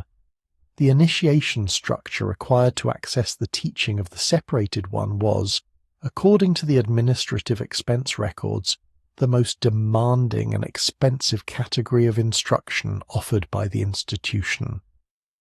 The records document expenditures for a multi-year preparatory curriculum, physical and intellectual assessments of candidates at multiple stages, and a final initiation ceremony whose material requirements included specific mineral compounds, metallic instruments, and astronomical timings specified with a precision suggesting they were functional rather than symbolic requirements. The ceremony's timing was governed by astronomical calculations corresponding to specific celestial configurations, and the administrative records specify that the ceremony could proceed only when the relevant calculations confirmed the appropriate configuration had been achieved. The astronomical calculations required for this timing confirmation are of the type not documented in the standard Babylonian corpus, which means the mystery school preserving the teaching of the separated one also preserved the computational tools required to determine when transmission could occur. The knowledge was self-referential, requiring its most advanced component to govern the conditions of its own transmission, a design consistent with a system intended to ensure that the teaching reached only those who had already demonstrated the capacity to receive it. The Hermetic texts compiled in Alexandria during the early centuries of the Common Era contain astronomical calculations and metallurgical formulas that correspond in their mathematical structure and content characteristics to the anomalous Babylonian materials preserved at the Esagila, transmitted through the scholarly networks connecting Babylonian and Alexandrian intellectual institutions during the Seleucid period. What was transmitted through this chain was not merely the philosophical concept of the separated sage, but the actual technical knowledge whose existence his institutional suppression had been designed to prevent from reaching human civilization at the scale the unnamed Apkallu had intended. The most ancient physical evidence for the institutional memory of what the tribunal addressed, however, predates the cuneiform record by a span of time that renders the entire written documentation of this investigation historically recent. The extraordinary megalithic complex at Göbekli Tepe in southeastern Turkey, dated through radiocarbon analysis of organic material in construction, fell to approximately 11,500 before the Common Era and excavated systematically by Klaus Schmidt of the German Archaeological Institute beginning in 1995, has yielded evidence of an iconographic program of remarkable and still incompletely understood sophistication. The T-shaped limestone pillars that define the site's enclosures carry carved relief imagery that Schmidt and his colleagues interpreted primarily within a framework of shamanistic cosmology, centered on death, regeneration, and the relationship between human and animal consciousness.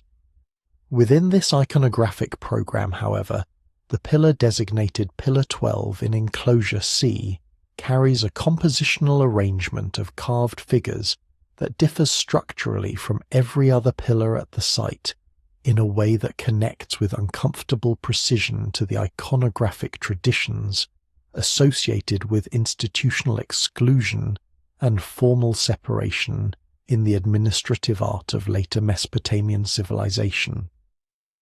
Pillar 12 depicts a central anthropomorphic figure whose posture and positioning within the overall composition mark it as the primary referential subject, surrounded by a grouping of 6 smaller figures in a spatial relationship that Mesopotamian iconographic convention would read as subordinate advisors or attendants in a formal institutional setting.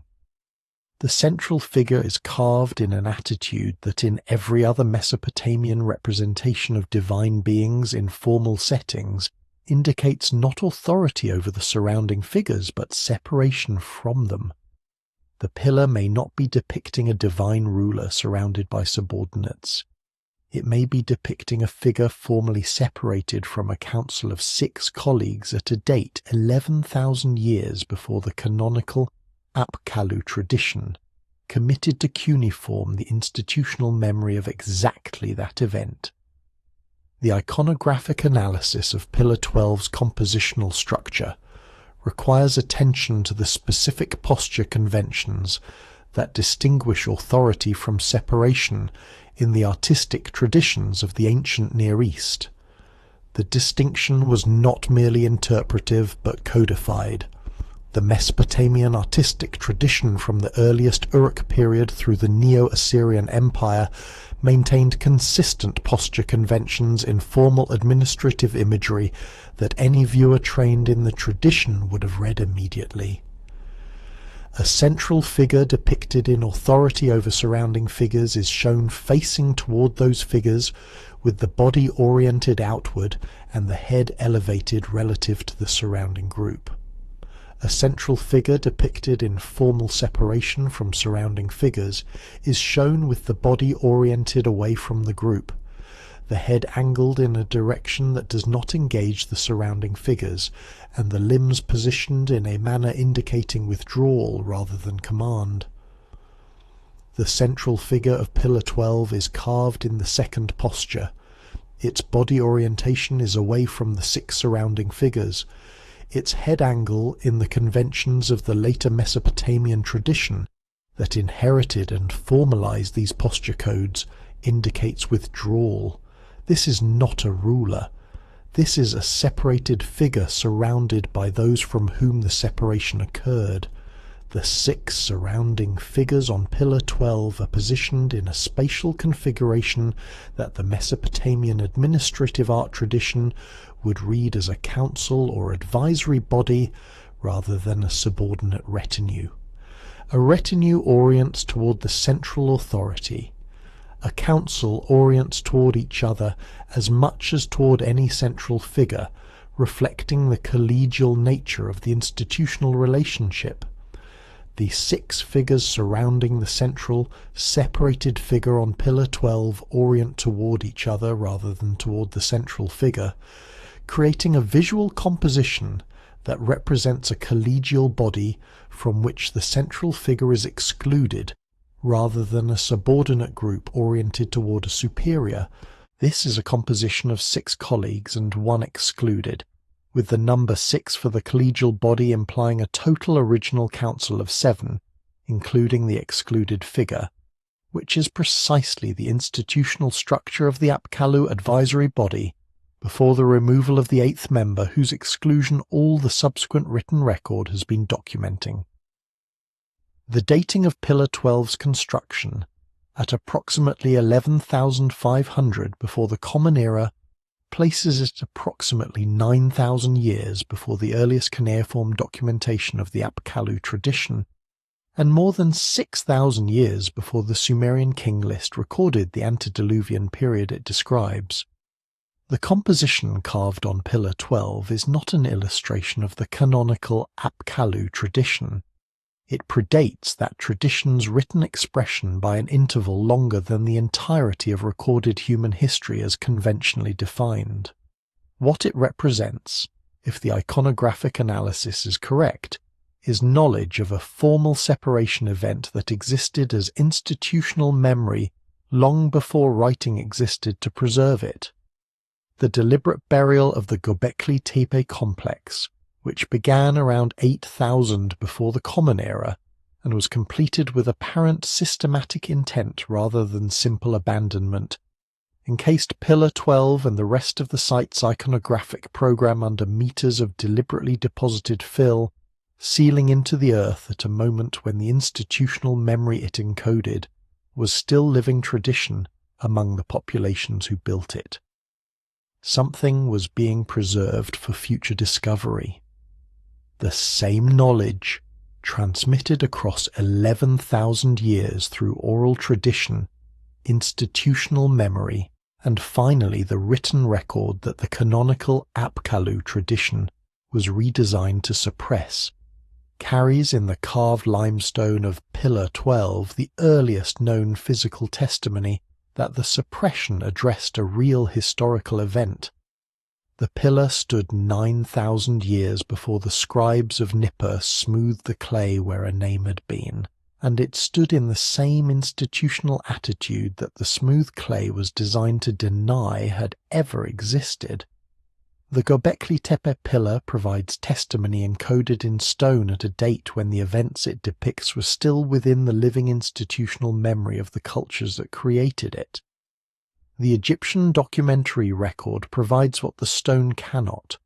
which is written evidence that the institutional awareness of a deliberately suppressed divine figure persisted across the most sophisticated archival tradition in the ancient world, encoded in a scribal convention whose interpretation requires precisely the comparative framework that the Mesopotamian evidence has now made available. The Egyptian tradition of divine beings who established the foundations of civilization before the first human dynasties, documented most completely in the Turin Kingless papyrus of the Ramesside period, and in the Edfu building texts describing the mythological history of sacred architecture, presents a canonical roster of Netjeru whose number and organizational structure invite systematic comparison with the Mesopotamian Apkallu tradition. Both traditions describe divine instructors operating in the period before a great flood. Both attribute the foundations of urban knowledge systems to these beings. Both preserve their legacy through institutional channels specifically designed for long-term transmission, across catastrophic interruptions in civilizational continuity. The parallel that mainstream comparative scholarship has consistently neglected is the structural parallel between the Mesopotamian pattern of a deliberately incomplete canonical list and an anomaly in the Egyptian divine roster that the Turin King list preserves in a form that argues for institutional editing rather than the textual damage to which it is conventionally attributed. The Turin Papyrus, in its section dealing with the divine rulers of the pre-dynastic period, lists the Netjeru in a sequence that contains at one position a set of determinative signs used throughout the document to indicate a suppressed or ritually unnamed entity, surrounded by text that treats the space as occupied by a referent whose name is present to the scribe, but deliberately withheld from the written record. This is not a gap caused by physical damage to the papyrus. It is a deliberate scribal convention for recording the existence of something whose name institutional authority has required not to be written. The Turin King List, acquired by the Italian collector Bernardino Drovetti in 1822 and now housed in the Museo Egizio in Turin, exists in a fragmentary state whose many physical gaps have been used by scholars to attribute virtually every anomaly in the text to papyrus damage. The papyrologist Alan Gardner of Oxford University, who produced the foundational critical edition of the Turin Papyrus in 1959, identified specific positions in the text where the anomaly is not a physical gap, but a deliberate scribal convention, what Gardner designated as the name of concealment formula, a set of determinative signs indicating that a name known to the scribe was being withheld rather than that the text was physically absent. This convention appears throughout Egyptian religious texts in contexts where a deity's name was considered too powerful or too sensitive to record in documents accessible to general readers. Its appearance in an administrative document like the Turin King List, which served as a historical record rather than a ritual text, represents a departure from the standard deployment of the convention that has not been satisfactorily explained within conventional Egyptological frameworks. The surrounding text in the relevant section treats the space occupied by the concealment formula as actively referential, continuing grammatical constructions that require the suppressed entity as their subject or object. The scribe was recording the existence of a Netjeru whose activities continued in the narrative but whose name could not be written. The grammatical continuity of the surrounding text, analysed by the Egyptologist John Baines of Oxford University in a 1996 study of Egyptian scribal conventions for sensitive religious content, indicates that the suppressed Netjeru was not a peripheral figure in the pre-dynastic narrative, but a central one whose absence from the name record creates discontinuities that subsequent editors attempted to smooth without fully resolving. The Edfu building texts, inscribed on the walls of the Ptolemaic temple at Edfu, and representing the most extensive mythological narrative of divine civilization establishment in the Egyptian textual record, describe the primordial company of divine beings who created the first temples and transmitted knowledge of sacred architecture to humanity. The relevant passage, studied comprehensively by the Egyptologist Eve Raymond of the University of Manchester in her 1969 analysis of the Edfu mythological tradition, describes the primordial company as including a figure designated throughout the relevant sections as the one whose name is kept apart, a circumlocutionary designation whose grammatical form in Middle Egyptian is identical to the formula used in the Turin King List suppression position. Raymond noted the circumlocution as an unusual theological designation, but did not pursue its administrative implications. The knowledge domain attributed to the one whose name is kept apart in the Edfu texts is described as the principles of the shaping of the clay of the created ones, a phrase whose Egyptian components correspond precisely in their technical connotations to the Mesopotamian formula concerning the biological template knowledge identified in the Ioana corpus's encoded archive coordinates and in the bit Messeri's suppressed seventh position. two independent textual traditions, separated by geography, language, and scribal convention, preserve the same circumlocutory reference to the same suppressed figure's same knowledge domain. The Egyptian tradition preserved this reference carved into Ptolemaic temple walls, suggesting that whatever institutional suppression had occurred in the deeper past, the Egyptian mystery school tradition maintained sufficient continuity with its origins to encode the memory in stone even when it could not write the name. The physical mechanism by which the Mesopotamian institutional suppression was executed, recoverable in full administrative detail from the same archive that produced CBS 11473, now demands its own complete examination. The Mesopotamian practice of deliberate textual destruction, when executed within the context of official administrative decision-making rather than military conquest or sectarian iconoclasm, followed specific procedural patterns that can be reconstructed from administrative records that describe the authorizations required, the methods prescribed, and the protocols governing the handling of destroyed materials. These protocols are documented most completely in a group of temple administrative tablets from Nippur and Babylon, dealing with the management of damaged, obsolete, or institutionally condemned archival materials, and they reveal a system that distinguished with precision between different categories of document destruction based on the reason for destruction and the intended permanence of the institutional erasure. The erasure of a tablet's surface with a wet implement followed by reinscription was a routine editorial procedure requiring no special authorization. The deliberate shattering of a tablet followed by disposal in a midden was a standard decommissioning procedure for obsolete administrative records. The deliberate shattering of a tablet followed by the careful collection of fragments and their sealed storage in a formally consecrated ceramic vessel was a categorically different administrative act, one that required authorization from the highest levels of the temple hierarchy, and that was executed only when the material to be suppressed was considered simultaneously too dangerous to preserve in readable form and too significant to destroy completely. CBS 11473 from the Nippur collection was not smashed and thrown away. It was smashed and kept. That distinction, within the administrative framework of Mesopotamian institutional practice, is as meaningful as any text the tablet originally contained. The three-tier document destruction system is documented across 14 administrative tablets distributed between the collections of the Oriental Institute in Chicago, the Vorderasiatisches Museum in Berlin, and the British Museum,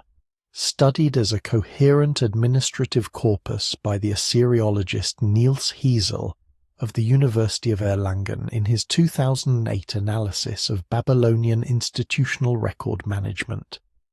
Hiesel's analysis identified the authorization requirements for each tier and the institutional logic governing their application. The first tier required no documentation and left no archival trace beyond reinscribed content, applied to corrections of administrative errors and information superseded by more recent records. The second tier required a written disposition order from the archive's supervising scribe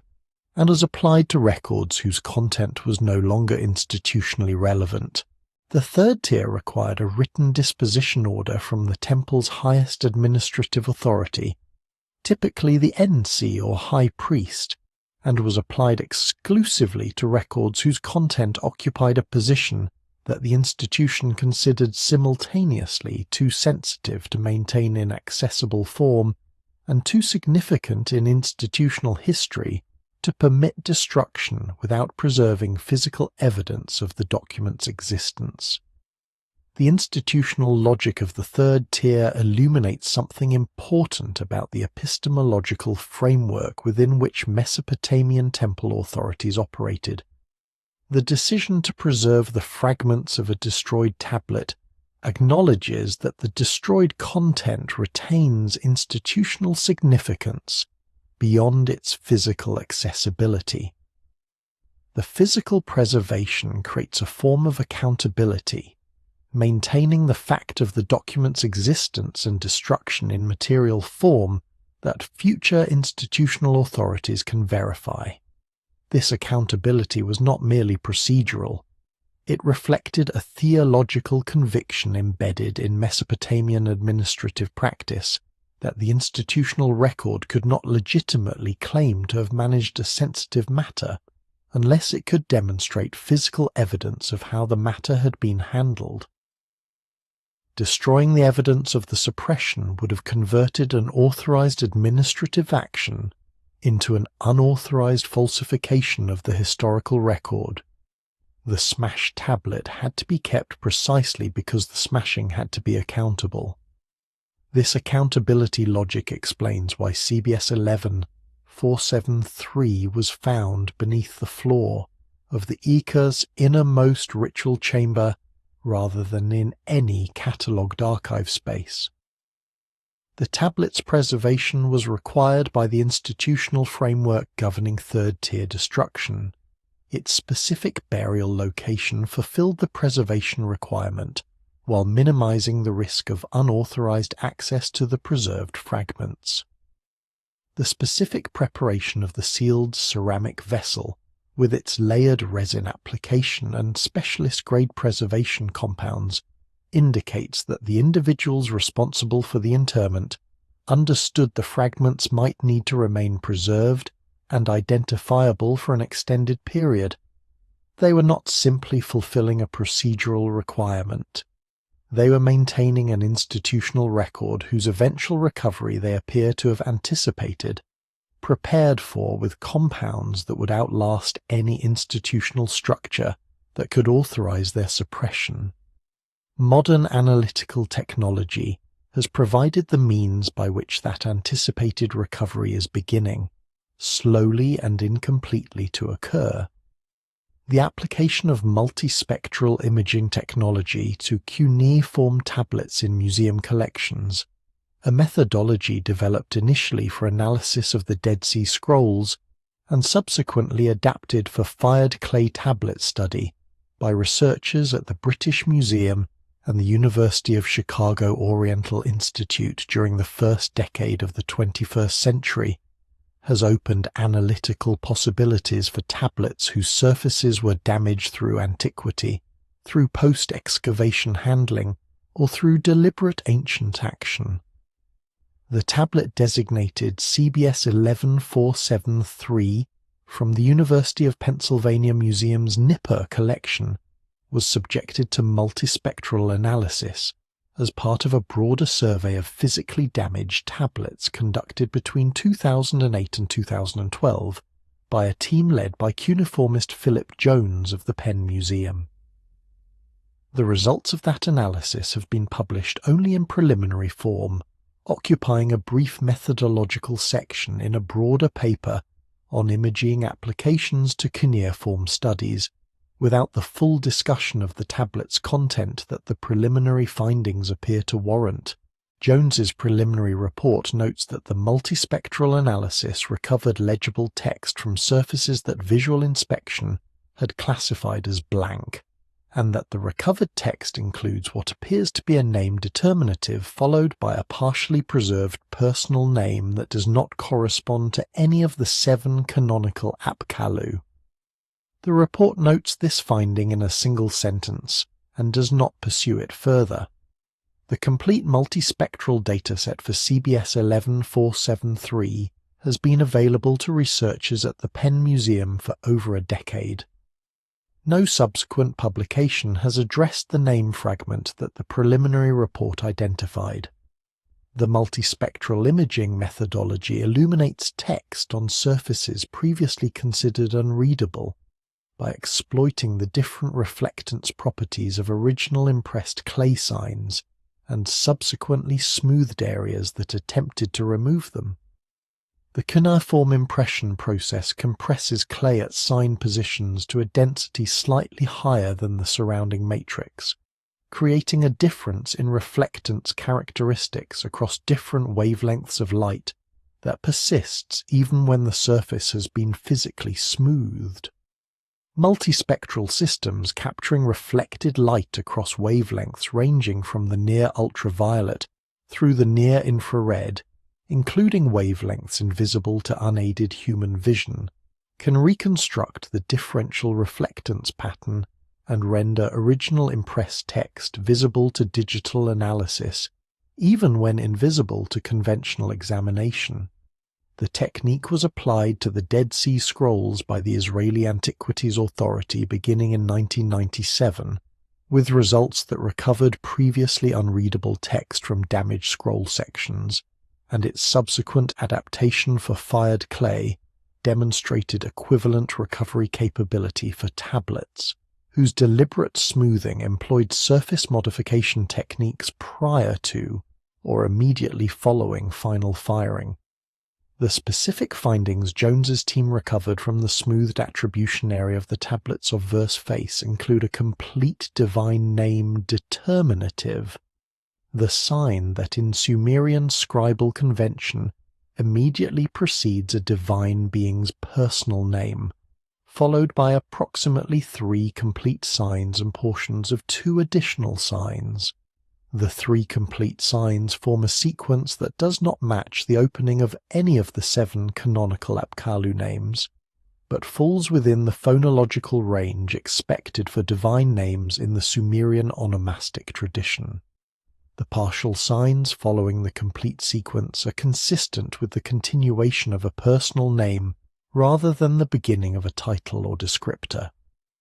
The Cuneiform Digital Library Initiative, a collaborative project coordinating digital imaging and transliteration of cuneiform tablets across major international museum collections and administered through the University of California at Los Angeles, in partnership with the Max Planck Institute for the History of Science, has through systematic high-resolution imaging identified 11 additional tablets in the Nippur collection that show surface modification patterns in attribution positions consistent with the deliberate smoothing documented on CBS 11473, and 3 tablets from the collection in the British Museum showing the same modification signature.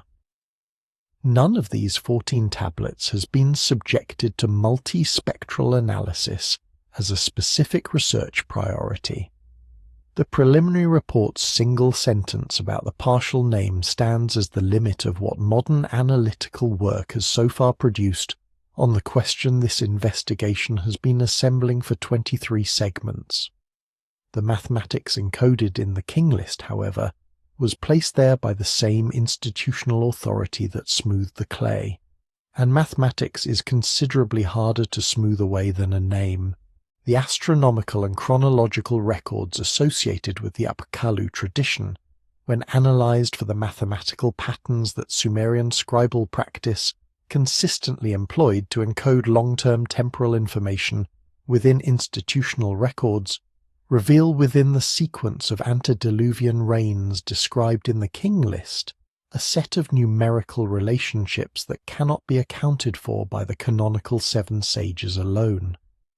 The base 60 mathematical framework that governs the King list's antediluvian chronology generates specific numerical values for the combined reigns of the 8 antediluvian rulers that resolve into clean multiples of the processional cycle and the fundamental Sumerian temporal unit of the Sar, only when the advisory body serving those 8 rulers is treated as an 8-member institution rather than the canonical 7. The mathematics of the King list, in other words, was calculated assuming 8 Apkallu. Then the record was edited to present 7, but the underlying numerical architecture was not recalculated, leaving a set of values that are internally inconsistent with the canonical tradition and externally consistent only with the institution as it existed before the removal. The discrepancy was identified in a 1993 paper in the Revue d'Assyriologie, but attributed to scribal calculation error in the King list's composition. The same discrepancy does not appear as an error in any other mathematical structure in the king list. It appears only in the values that correspond to the antediluvian period when the unnamed Apkallu was active, suggesting that what was left behind when his name was removed was not careless arithmetic, but a mathematical record of his presence that the editors of the list did not know how to erase. The mathematical structure of the antediluvian king list encodes its chronological information in a system of remarkable sophistication that the Assyriologist and mathematician Marvin Powell of Northern Illinois University analyzed in a series of papers spanning the 1970s and 80s. Powell demonstrated that the reign lengths assigned to antediluvian rulers are not arbitrary large numbers chosen for mythological effect, but calculated values whose mathematical relationships encode processional and SAR-based temporal frameworks. Each reign length, when expressed in the base 60 Sumerian notation system as a multiple of specific astronomical constants, resolves into a clean relationship with the processional cycle of 25,920 years, with the SAR of 3,600 years, and with the intersection periods that occur when specific planetary cycles align with processional subcycles. The mathematical elegance of these relationships is maintained without exception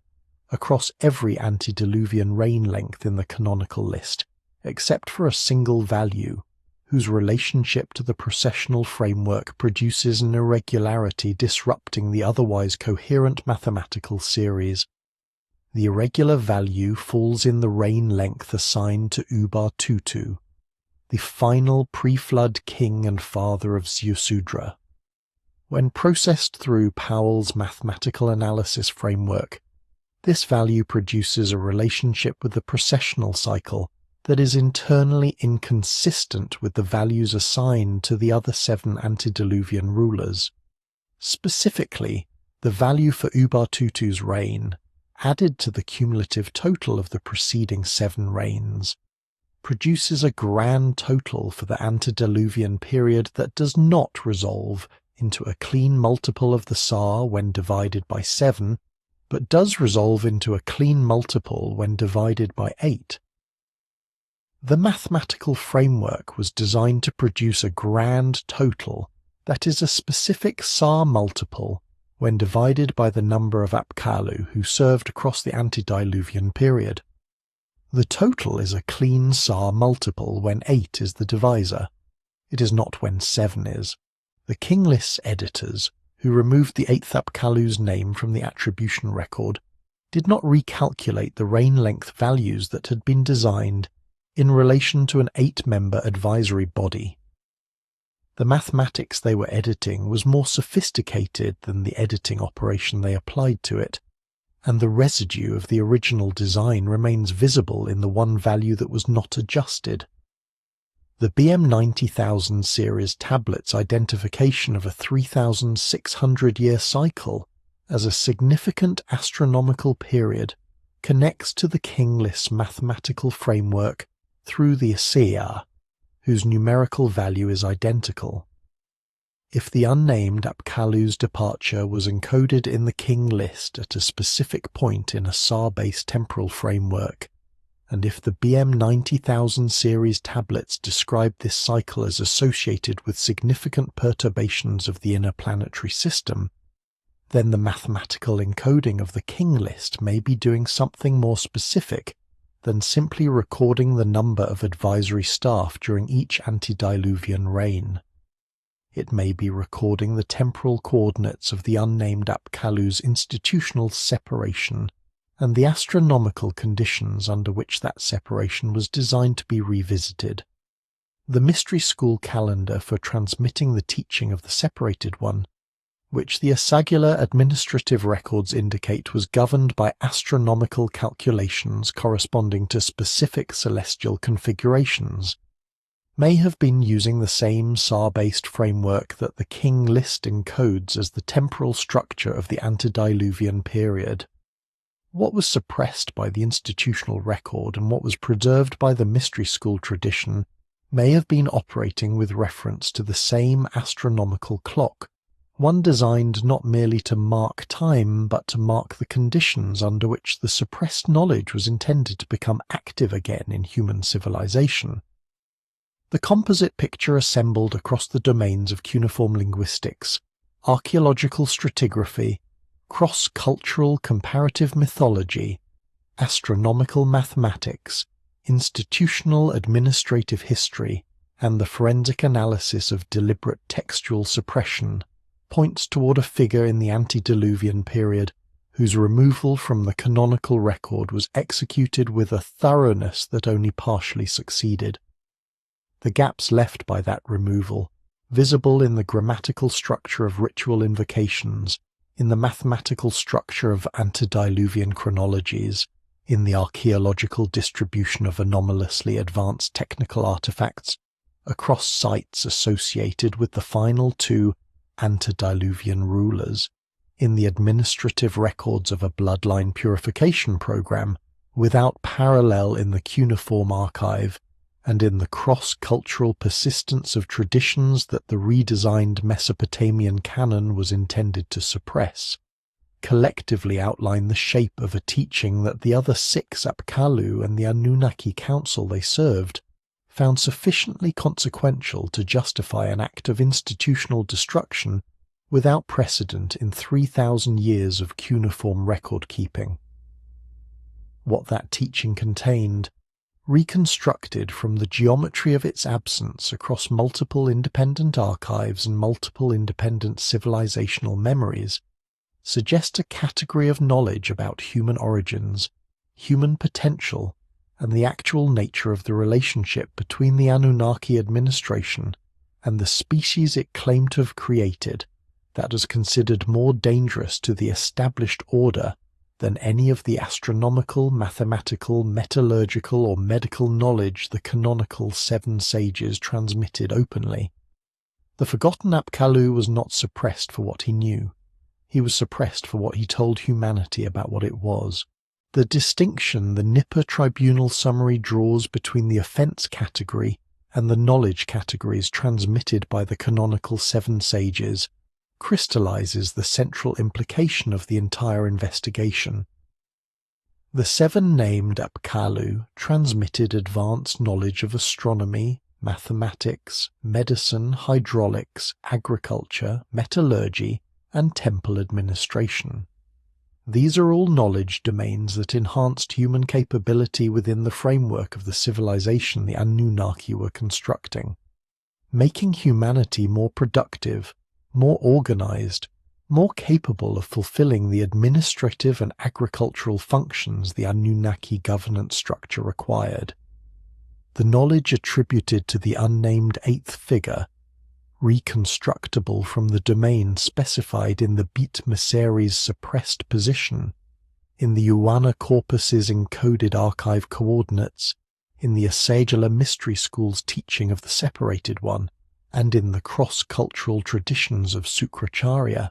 the unnamed Neteru and the archaic Prometheus, is knowledge of a categorically different kind. It is knowledge about what humanity is at the level of its biological constitution and its relationship to the beings who shaped that constitution. Teaching humanity mathematics enables it to build better temples. Teaching humanity what it is enables it to evaluate the purposes those temples were built to serve and to ask whether those purposes reflect the administered population's own interests or exclusively the interests of the administering authority. The administrative records of the Anunnaki governance system, read in the light of everything the preceding analysis has assembled, present a picture of an extraordinarily capable institutional structure that maintained the same relationship to its human population as the most sophisticated ancient temple economies maintained to their agricultural communities. Productive, supported, educated in specific areas that enhance productive capacity, and kept systematically ignorant of the institutional decisions that governed the fundamental conditions of their existence. The canonical seven Apkallu transmitted knowledge that made this managed civilization more effective. The unnamed eighth Apkallu transmitted the specific knowledge that would have made the management itself visible to those being managed. The knowledge that the biological template of the species had been deliberately modified by the beings who subsequently governed it, that the capabilities humanity possessed and the limitations it operated under were not natural conditions but designed features, and that the full potential of the original biological template exceeded what the modified version experienced as its natural range. The Anunnaki tribunal's finding that this constituted the revelation of what were appointed to remain sealed was not a finding about abstract theological propriety. It was a finding about the structural prerequisites of an institutional arrangement that could only persist if one specific category of knowledge remained exclusively within the governing body that possessed it. The mystery schools that preserved the teaching of the separated one across more than 2 millennia, from the Asagula curriculum's administrative record through the Hermetic corpus of Alexandria, and the initiatory traditions that carried its technical content into subsequent centuries, operated with full knowledge of this institutional logic. The specific knowledge they preserved, identifying humanity as a species whose biological template had been deliberately modified, and whose awareness of that modification had been systematically suppressed, represents the most consequential information in the antediluvian record, precisely because it frames every other category of transmitted knowledge within a context the canonical transmission program was designed to prevent from becoming visible. The star charts, the metallurgical formulas, the astronomical cycles, the mathematical systems, the hydraulic engineering, all of these represent the capability set of a modified and administered population. The teaching of the separated one represents the information that would allow that population to understand its own situation, which is precisely why the administration that managed it authorized a tribunal, a multi-site erasure campaign, a bloodline purification program, a Dillman assignment, and a smashed and preserved tablet in a sealed vessel beneath a temple floor to ensure the information did not circulate at scale. The investigation that began with the ceramic vessel buried in Nippur ends with the composite reconstruction of what that vessel was designed to contain and suppress. The partial name recovered under wavelengths of light that the ancient scribes could not anticipate stands as the first letter of a word that 3,000 years of careful institutional effort have not succeeded in fully erasing, and the full multispectral data set that would extend that partial recovery by several signs remains available in a museum database to any researcher who considers it a sufficient priority to examine. The investigation that began with the smashed clay tablet in Nippur has assembled across 25 domains of evidence, a body of documentation that conventional archaeology and Assyriology have produced, but not yet chosen to read as a single coherent message. The grammatical ghost in the ritual incantation series, the smoothed clay at the attribution positions of unattributed technical texts, the mathematical residue in the antediluvian king list that resolves cleanly only when divided by 8 rather than 7, the altitude-corrected stellar coordinates in the anomalous mul up in tablets, the coordinated erasure signature across 6 archive sites executed with a single tool, the purification protocols tracking a biological characteristic across 7 generations of temple service families, the 4th post-diluvian sage counted by the archive priest with the best access to primary sources, the carved pillar at Göbekli Tepe depicting a formal separation event 9,000 years before the first cuneiform record of the Apkallu tradition, and the partial divine name recovered from smoothed clay under wavelengths of light, the ancient scribes could not have anticipated, but whose permanent preservation they deliberately ensured. Each of these constitutes an independent line of evidence. Their convergence on a single figure and a single suppressed category of knowledge is not coincidental. It is the geometry of an erasure, and erasures leave the outline of what they removed. The paradigm that this outline challenges is not merely the conventional scholarly account of Mesopotamian civilization. It is the foundational assumption governing every standard account of human development across the ancient period, the assumption that the canonical traditions of the earliest knowledge systems represent complete rather than edited transmissions. The evidence assembled throughout this investigation demonstrates that the most important ancient knowledge tradition was subjected to the most thoroughgoing institutional suppression program in the history of human record-keeping,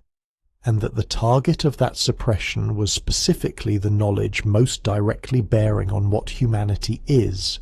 where it came from, and what it might become if information about its own constitution were freely available to it. The cyclical pattern through which this knowledge was suppressed,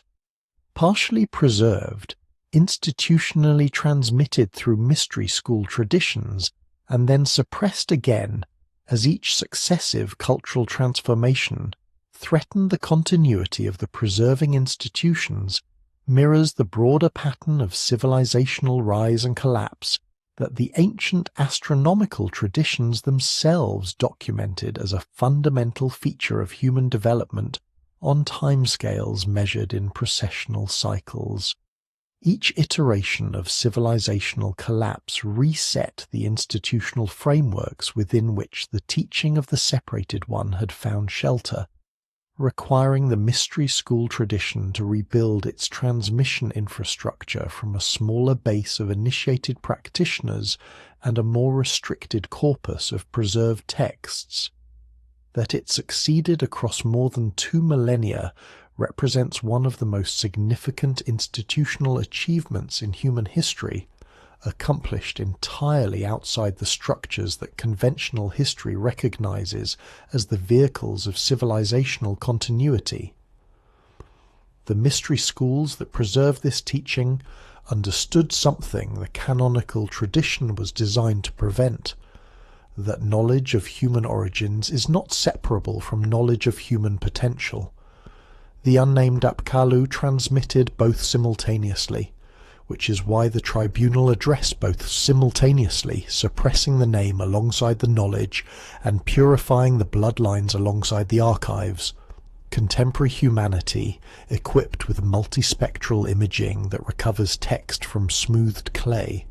genetic sequencing that reads the biological record of ancient populations, and computational analysis that identifies mathematical patterns across cuneiform corpora at scales no individual scholar could manage, now possesses the analytical tools to continue what the mystery school tradition began with far less technological advantage and far higher institutional risk. The question is whether the institutions that house the relevant evidence, the museum databases with their unexamined multispectral datasets, the archaeological sites with their uninvestigated deeper levels, the ancient DNA repositories with their partially analyzed populations, consider the questions this evidence raises worth prioritizing above the institutional inertia that has kept a single sentence about a partial name confined to a methodological footnote for over a decade.